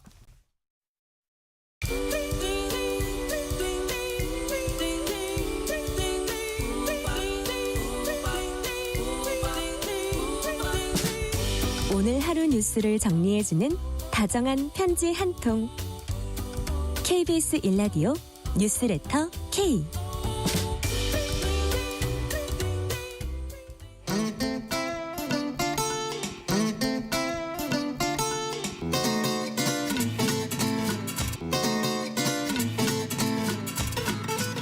매주 다양한 문화계 전문가와 흥미롭고 유익한 얘기 나눠보는 시간입니다. 주말엔 문화. 등에 아이를 업고 산을 오르는 부모들이 있습니다. 아이와 부모가 함께하는 등산 모임 베이비 하이킹 클럽의 회원들입니다. 놀라지 마세요. 회원 1,500명이 매주 함께 산에 오르고 있습니다. 오늘은 이 베이비 하이킹 클럽의 오원주 클럽장 그리고 우정은 회원과 함께 아이와 산에 오른 즐거움 그 의미에 대해서 얘기를 나눠보겠습니다. 자, 먼저 오원주 클럽장님 그리고 우정은 회원님 어서 오세요. 네, 반갑습니다. 우정은입니다. 반갑습니다. 오원주입니다. 보시니까 진짜 혈색이 정말 좋으세요. 그러니까 산에 가야 된대도요. 그래서 야, 나도 산에 따라가야 되겠다는 생각이 이제 드는데 자, 먼저 본인에 대해서 지금 뭐 오원주 클럽장님인 거 그다음에 그 우정은 회원님인 거 아는데 짧게 아주 짧게 본인 소개를 해주신다면 무슨 말씀하시겠습니까? 네, 저는 딱 1년 전에 네. 베이비 하이킹 클럽을 저희 주호랑 애기랑 같이 만들었습니다. 그래요? 네. 몇 살입니까? 저희 애기요? 네. 지금 저희 애기 19개월이고요. 우와. 저 애기가 7개월 때 이제 예. 같이 시작을 했습니다. 조직 결성한 거 기네스 기록이 될 것도 같아요. 그 우리 저 아기 입장에서 보면 우리 자 오원주 클럽장님은 얘기를 해주셨고 우정은 회원님은 네, 저는 지금 18개월 아주 혈기왕성한 아들을 키우고 있는 우정은. 둘 다 아들인가요? 네, 맞습니다. 오, 그 혈기왕성한 19개월, 18개월 네. 지금 아들을 키우고 있는 아주 그 건강한 그 어머님들 두 분을 지금 모셨습니다. 자, 오원주 클럽장님 이 모임 처음 만드셨다 아기하고 같이 만드셨다 그랬는데 1년을 지금 끌고 오고 계시잖아요. 네. 이 모임을 왜 시작하게 되셨습니까? 계기가 뭡니까? 원래는 저는 등산을 아기 낳기 전부터 굉장히 좋아하는 사람이었어요. 근데 이제 저희가 딱 임신하는 즉시 주변에서 제가 가장 먼저 많이 들었던 말. 네. 집에 있어야지. 어딜 나가. 저희 여성들은 항상 임신을 했다는 사실. 애들 케어해야지 어디 가냐? 네, 임신을 했을 때부터 오. 아기를 위해서 집에 있어야 되지 어떻게 밖에 나가라는 말을 정말 많이 들었거든요. 정말 기분 나빴죠. 기분 나쁘다기보다는 네. 이게 선입견이구나라는 생각을 되게 많이 했어요. 임신한 상태에서도 등산을 좀 하셨습니까? 저는 출산 하루 전까지 했었는데요. 출산 하루 전까지 등산했어요? 네, 원래 출산하기 전에 가장 많이 걸어야 됩니다. 오 마이 그렇죠? 갓. 순산을 예. 위해서. 맞습니다. 그래서 저희 아기 낳고 한 순산을 위한 것도 있었군요. 네. 그래서 아기 낳고 한 52일차 됐을 때부터 아기랑 같이 이제 유아차로 네. 등산을 시작했거든요. 예. 근데 저는 저 같은 사람이 대한민국에 없을 줄 알았는데 한두 분씩 이제 같이 가면 좋겠다라는 얘기를 해주시는 거예요. 예. 그래서 저도 그때 너무 외로웠거든요. 아기를 하루 종일 혼자 애기 키우다 그러니까 보니까. 몇 개월부터 같이 그때는 약간 둘레길 위주로 갔겠네요. 네, 맞아요. 오. 애기 한 50일 정도 됐을 와. 때부터 갔었는데 이제 정은님 같은 분이 저한테 같이 갔으면 좋겠다 이렇게 얘기를 해주셔서 그래요? 그때 자연스럽게 이제 모임이 만들어지기 시작했어요. 그래요. 네. 자, 그러면 우리 우정은 회원님은 혈기왕성한 이제 18개월 아드님과 같이 등산을 하고 계신데 어떻게 계기가 내가 이 아기와 같이 등산을 해야겠다 생각하신 이유는 뭡니까?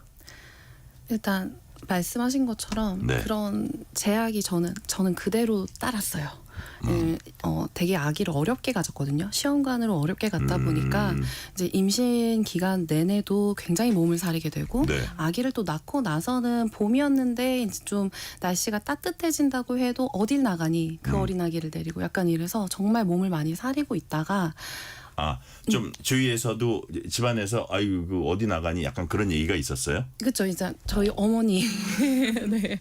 어르신들은 워낙 그런 거를 또 이해를 못 하시니까 그러다가 이제 제가 마음에 병이 오더라고요. 아 그래요? 네. 약간 우울해져요? 네, 우울해서 진짜 하루는 아기가 너무 칭얼대니까 안고 그냥 계속 울고 있었어요. 신랑이 들어와서 퇴근하고 들어와서 너무 놀라는 거예요. 저를 보고. 그래서 이게 이러면 안 되겠다. 왜냐면 제 감정이 아기에게 전해지니까 그래서 제가 좋아하던 걸 다시 시작하자라는 생각에서 이제 다시 산을 다니고 밖으로 나가고 사람들을 만나고 이렇게 하게 되었어요. 그럼 두 분이 다 이런 모임을 결성하자가 아니라 그냥 본인과 아기가 나왔더니 다니는 사람이 많아서 그럼 이거를 하나의 모임으로 해볼까 그렇게 된 거네요. 결국은. 그렇죠. 그렇죠. 네. 오. 그러니까 처음부터 모임을 하자 해서 한 게 아니라 아기와 둘이 나왔는데 왜 이렇게 아기하고 같이 산에 오는 사람이 많지? 그러면 우리 이거를 하나의 모임으로 해볼까? 이렇게 된 거라고 이제 생각이 되는데 자 그러고 나서 아기하고 처음에 우리 우정은 회원님은 산에 딱 오르니까 기분이 어땠어요? 약간 해방감 같은 것도 들었어요. 예. 그 등산이 아무래도 높은 곳에 올라가서 경치를 바라보게 되잖아요. 네. 거기에서 느껴지는 그 해방감이 저한테 좀 오더라고요. 그러면서 내가 체력이 많이 떨어지긴 했지만 어쨌든 이렇게 아기를 업고 산에 오르고 해냈구나. 라는 마음도 너무 강하게 오고 그리고 뭔가 그 스트레스 갇혀있던 그런 육아에 대한 해방감도 느끼게 되고 그래서 더 계속하게 되더라고요. 그렇군요. 우리 오원주 클럽장님은 한 1년 되셨다고 했는데 이거를 하고 난 다음에 본인에게 어떤 변화 어떤 게 있었나요? 일단 이렇게 라디오에 나오게 된 것도 정말 큰 변화고요. 그래요? 예. 개인적으로는 정말 자신감이 많이 생긴 것 같아요.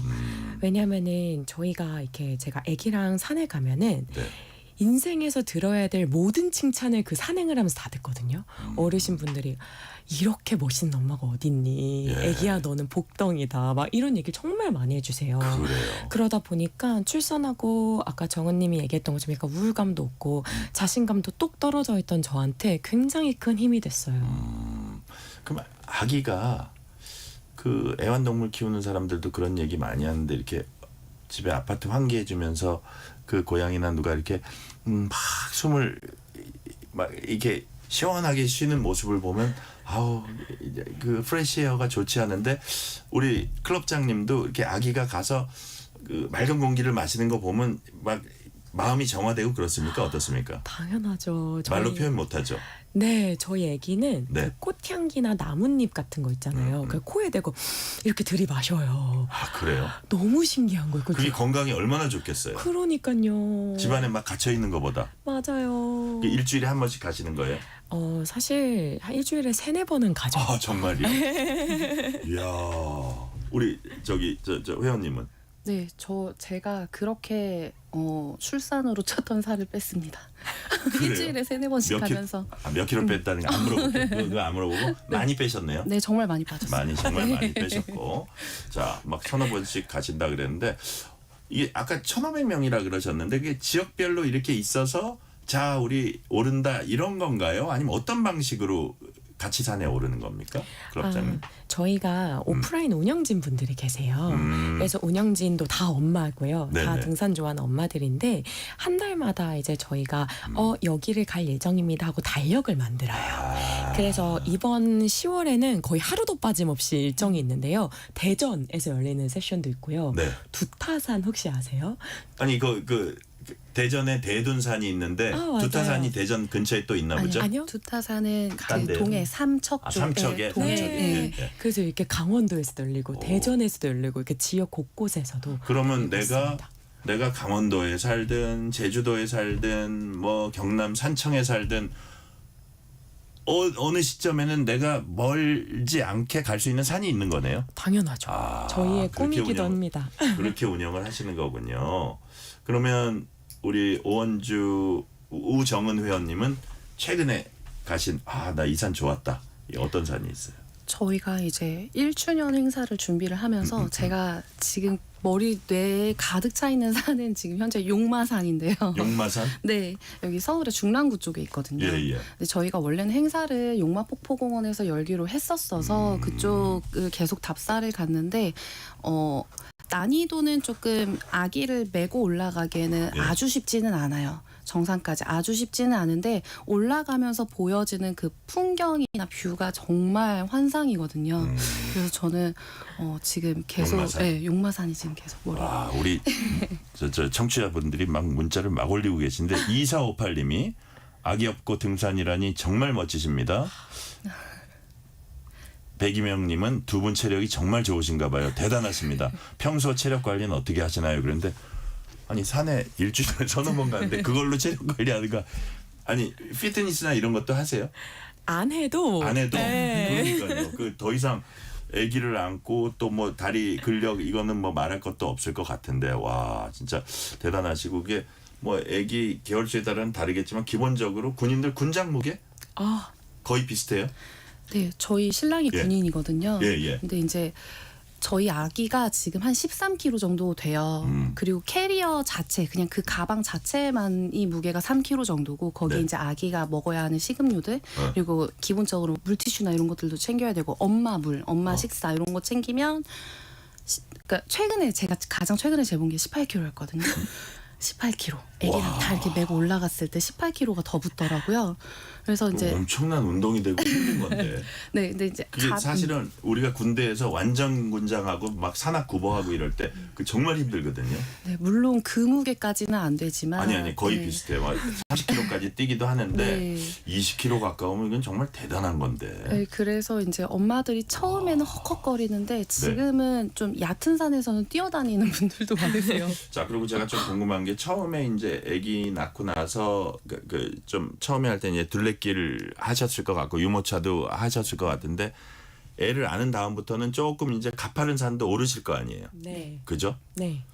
그러면 솔직히 말해서 약간의 어떻게 보면 이렇게 둘레길 가는 것보다는 약간의 위험은 감수하는 건데 그럴 때 좀 조심하는 방법이 있을까요? 클럽장님? 네, 저희가 가장 우선시하는 가치가 안전이거든요. 그러니까요. 그게 저희가 살짝 걱정이 되더라고요. 맞습니다. 첫 번째는 무조건 리더가 사전 답사를 완벽히 하고 옵니다. 그래서 어디서 멈춰야 되는지 어디까지 갈 수 있고 어디서 쉬는지까지도 확실하게 판단을 하고 가고요. 두 번째는 저희 운영진 분들이 산악 안전교육을 이수하세요. 그래서 뭐 다리를 삐거나 이런 것 때는 바로 대응할 수 있도록 하고 그래요. 세 번째는 위험할 가능성이 거의 없는 곳들 위주로 갑니다. 예를 들어서 저희가 뭐 돌이 너무 많거나 그렇지, 이런 그렇지. 곳들은 지양하고 있고요. 오히려 조금 가팔더라도 안전한 데크가 되어 있거나 아니면 아이랑 가도 부모님들이 꼭 안전을 확보할 수 있는 대로 가고 네. 마지막으로는 인원 제한을 둡니다. 인원 제한. 네. 몇 명입니까 제한이 보통? 거의 저희가 경우에 따라 좀 다르겠지만. 네, 조금 가파른 상 갈 때는 한 사람당 5명까지 리딩할 수 있고요. 이제 선두랑 말미가 있습니다. 그래서 저희가 안전을 확보할 수 있도록 하고 있습니다. 이야, 아주 조직적이시네요. 네. 대단하시고. 자, 그렇다면 아기들이 이게 좀 어떻게 보면 묶여 있고 이렇게 돼 있으니까 뭐 부모를 따라올 수밖에 없는데 정말 얌전히 말만 잘 들을 건지 뭐 약간 에피소드 같은 거는 없어요? 어떠세요?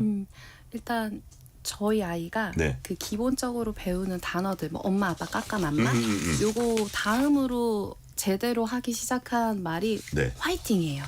이렇게 양손으로 화이팅 화이팅 하면서 화이팅을 계속 외쳐주거든요. 네네.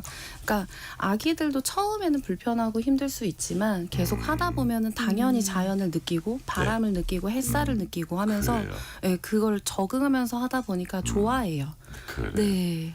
그래서 어쨌든 이게 팀을 짜서 가다 보니까 팀워크 이런 것도 더 좋아질 것 같긴 한데 자 이거를 하면서 그 배하클로 이게 줄여 말하면 배하클이라 그런다면서요. 네. 근데 이게 또 들어오고 싶은 분들이 온라인을 보다가 들어오기도 하겠지만 조금 약간 팁을 주신다면 예를 들어서 뭐 아기 연령이 뭐 몇 개월 이상은 좀 돼야 된다든지 그렇다고 아기인데 예를 들어서 뭐 애가 초등학교 들어가려 그러는 애는 이거는 이제 같이 걸어오는 거니까 또 안 된다든지 이런 제한이 있는지 그렇다면 가입 방법은 어떤지 어디를 찾아가면 내가 가입을 할 수 있는지 이런 것들을 우리 클럽장님이 좀 소개를 해주세요. 네, 저희는 일단 최연소 참여자가 80일대였어요. 80일대. 아기가 태어난 지 80일대. 80일? 네. 근데 이렇게 어린 아이들도 올 수 있는 이유가 저희가 이제 한 달 세션을 구성할 때 유아차로 할 수 있는 세션. 그리고 산도 난이도가 다 나뉘어 있는데 아기띠 있잖아요. 등산 캐리어 말고 엄마들이랑 거기에 산의 난이도도 조금 공지를 합니까? 당연합니다. 오, 그걸 많이 궁금해할 것 같아서 맞아요. 여쭤보는 거예요. 네. 아기띠로 할 수 있는 산행도 있고 마지막으로는 등산 캐리어만 가능한 산행으로 나뉘어져 있어요. 그래요? 그래서 저희 아기들은 유아차 산행 많이 오시고요. 그리고 이제 좀 아기가 저희 나이 때 되면은 네. 셋 다 아무거나 올 수가 있는 거죠. 그리고 초등학생도 당연히 올 수가 있는 게 그래요? 요즘에 저희 배아클이 너무 신기한 게 둘째, 셋째 엄마들이 많아요. 그래요. 그래서 첫째가 초등학생인데 이 나이 차이가 좀 나면은 같이 엄마 따라 둘이 같이 오기도 그리고 하고. 또 하나 그 네. 남편이 또 따라오면은 제한됩니까 안 됩니까? 아 너무 감사하죠. 저희는 같이 오시면. 아 그 제한하지 않아요? 네. 아, 엄마 클럽인데도 남편들 와서 네. 약간 좀 시다바리 아니 그 보조할 것도 있나 보죠? 시다바리는 취소. 네. 보조할 것도 있나 보죠? 그 아빠들만 세션이 열리기도 하고요. 그리고 아버지들이 아무래도 오시면은 더 안전을 확보를 하기가 쉬워요. 왜냐면 엄마가 만약에 혼자 오셨는데 캐리어를 매기 힘들 정도로 힘든 경우 그러면은 함께 오신 아버지가 대신 캐리어를 메워주시기도 제법 하고. 오십니까 아버님들이? 제법 참여하세요. 오. 특히 주말에는 이제 아버지들이 평일에는 일을 하시니까 잘 못 나오시는데 주말에는 그럼 아기는 자기가 또 안고 부인은 조금 편하게 해주고. 보통 근데 그래도 엄마들이 매긴 하세요. 아버지가 이제 대신 그래요? 물 같은 짐을. 그것만 해도 훨씬 도움이 되겠네요. 네. 그렇군요. 저희 가입 방법은 네, 굉장히 쉬운데요. 네. 네이버 카페에서 베이비 하이킹 클럽이라고 검색하면 저희 네이버 카페에서 네. 베이비 하이킹 클럽. 네. 네. 검색하시고 대하클. 네, 가입하시면은 참여하실 수 있습니다. 그래요. 지금 1,500명이에요? 네, 1,400 엄마만 1,400명 정도 됩니다. 아기까지 합하면 거의 2,800명이. 아기까지 합치면 2,800명. 네. 와, 이게 간단치 않은 저 모임이군요. 자, 그렇다면 이 클럽에 가입해서 같이 하는 게 제일 좋은데 우리 나오신 김에 산을 많이 다녔으니까 꼭 이 클럽에 가입하지 않더라도 함께 등산 가기 좋은 코스가 뭐가 있는지 먼저 우정은 회원님이 한번. 네. 일단 안 해봤는데 시도를 해보고 싶으시다면 네네. 전국에 무장의 숲길이 굉장히 많이 잘 되어 있어요. 무장의 숲길을 검색해 보시면 부산에도 있고 뭐 여기저기에 있는데 무장의 숲길. 네, 그게 이제 장애가 없는 길이라고 해서 데크로 이렇게 숲을 즐기실 수 있도록 나라에서 이렇게 해두신 곳들이거든요. 그래서 유모차도 가능하고 아기띠도 가능하고 걸어다니는 아기는 손을 잡고도 같이 올라갈 수 있어서 네. 일단 무장의 숲길부터 경험해 보시고 네. 천천히 난이도를 올려가시는 게 좋을 것 같습니다. 무장의 숲길을 한번 경험해 보시고 그 다음에 내가 자신이 좀 있다 그러면 베아클에 가입을 하시면 좋겠다 싶은 생각이 들고요. 자, 그리고 우리 오원주 클럽장님, 우정은 회원님 지금 말하다 보니까 시간이 한 2분 정도밖에 안 남았는데, 자, 이게 내가 이런 아이와 함께 산에 오르다 보니까 내 삶이 이렇게 달라졌다. 아까 잠깐은 말씀하셨지만 그래서 청취자 여러분들께 한 말씀 하고 싶다면 먼저 저 오원주 클럽장님부터 한 말씀 해주세요. 네. 저는 출산을 하고 나서 네. 당연히 내가 좋아하던 것과 아기를 키우는 것은 공존할 수 없다라고 믿으며 살아왔었어요. 네네. 근데 이 베이비 하이킹 클럽을 하면서 내가 좋아하는 것을 아기랑 같이 하니까 그 행복감이 훨씬 커진다는 걸 깨닫게 그래요. 됐거든요. 그래서 많은 분들이 이걸 교환의 것이라고 생각하지 말고 나의 행복, 아이랑 행복이 같이 공존할 수 있다라는 걸 꼭 많은 분들이 경험하셨으면 좋겠습니다. 나의 행복이고 아이의 행복이다. 네. 이게 공존한다라고 말씀해 주셨고, 우정은 회원님은요? 이제 배학을 시작하고 가장 좋았던 건 일단 제가 육아를 온전히 해낼 수 있는 체력이 정말 생긴다는 것. 그리고 더 이상 밖에 나가는 것을 두려워하지 않고 아기와 함께하는 시간들을 굉장히 즐기면서 나도 함께 즐기면서 보낼 수 있다는 게 가장 큰 변화였던 것 같아요. 그 전에는 솔직히 아기로 이루어진 것들이 뭐 그런 세션들이 아기만 참여하지 엄마는 그냥 보호자거든요. 그렇죠. 네, 근데 이거는 제가 나서서 하게 되니까 그런 그래요. 걸 경험해 보셨으면 좋겠습니다. 꼭 경험해 보시라는 말씀하셨습니다. 오늘 말씀 여기까지 듣겠습니다. 지금까지 베이비 하이킹 클럽의 오원주 클럽장 그리고 우정은 회원이었습니다. 오늘 말씀 감사합니다. 감사합니다. 오늘 뉴스레터 K는 여기까지입니다. 커피 쿠폰 당첨자 명단은 뉴스레터 K 홈페이지 확인해 주시고요. 오늘은 베이비 하이킹 클럽의 부모님들을 응원하는 마음으로 끝곡을 골라봤습니다. 어반 자카피의 Like a Bird 들으면서 추석 연휴 첫날 방송 마무리하겠습니다. 추석 연휴에도 뉴스레터 K 이어지니까요. 청취자 여러분들 많은 관심 부탁드립니다. 오늘도 함께해 주신 청취자 여러분 진심으로 감사드립니다. 지금까지 뉴스레터 K 전종철입니다.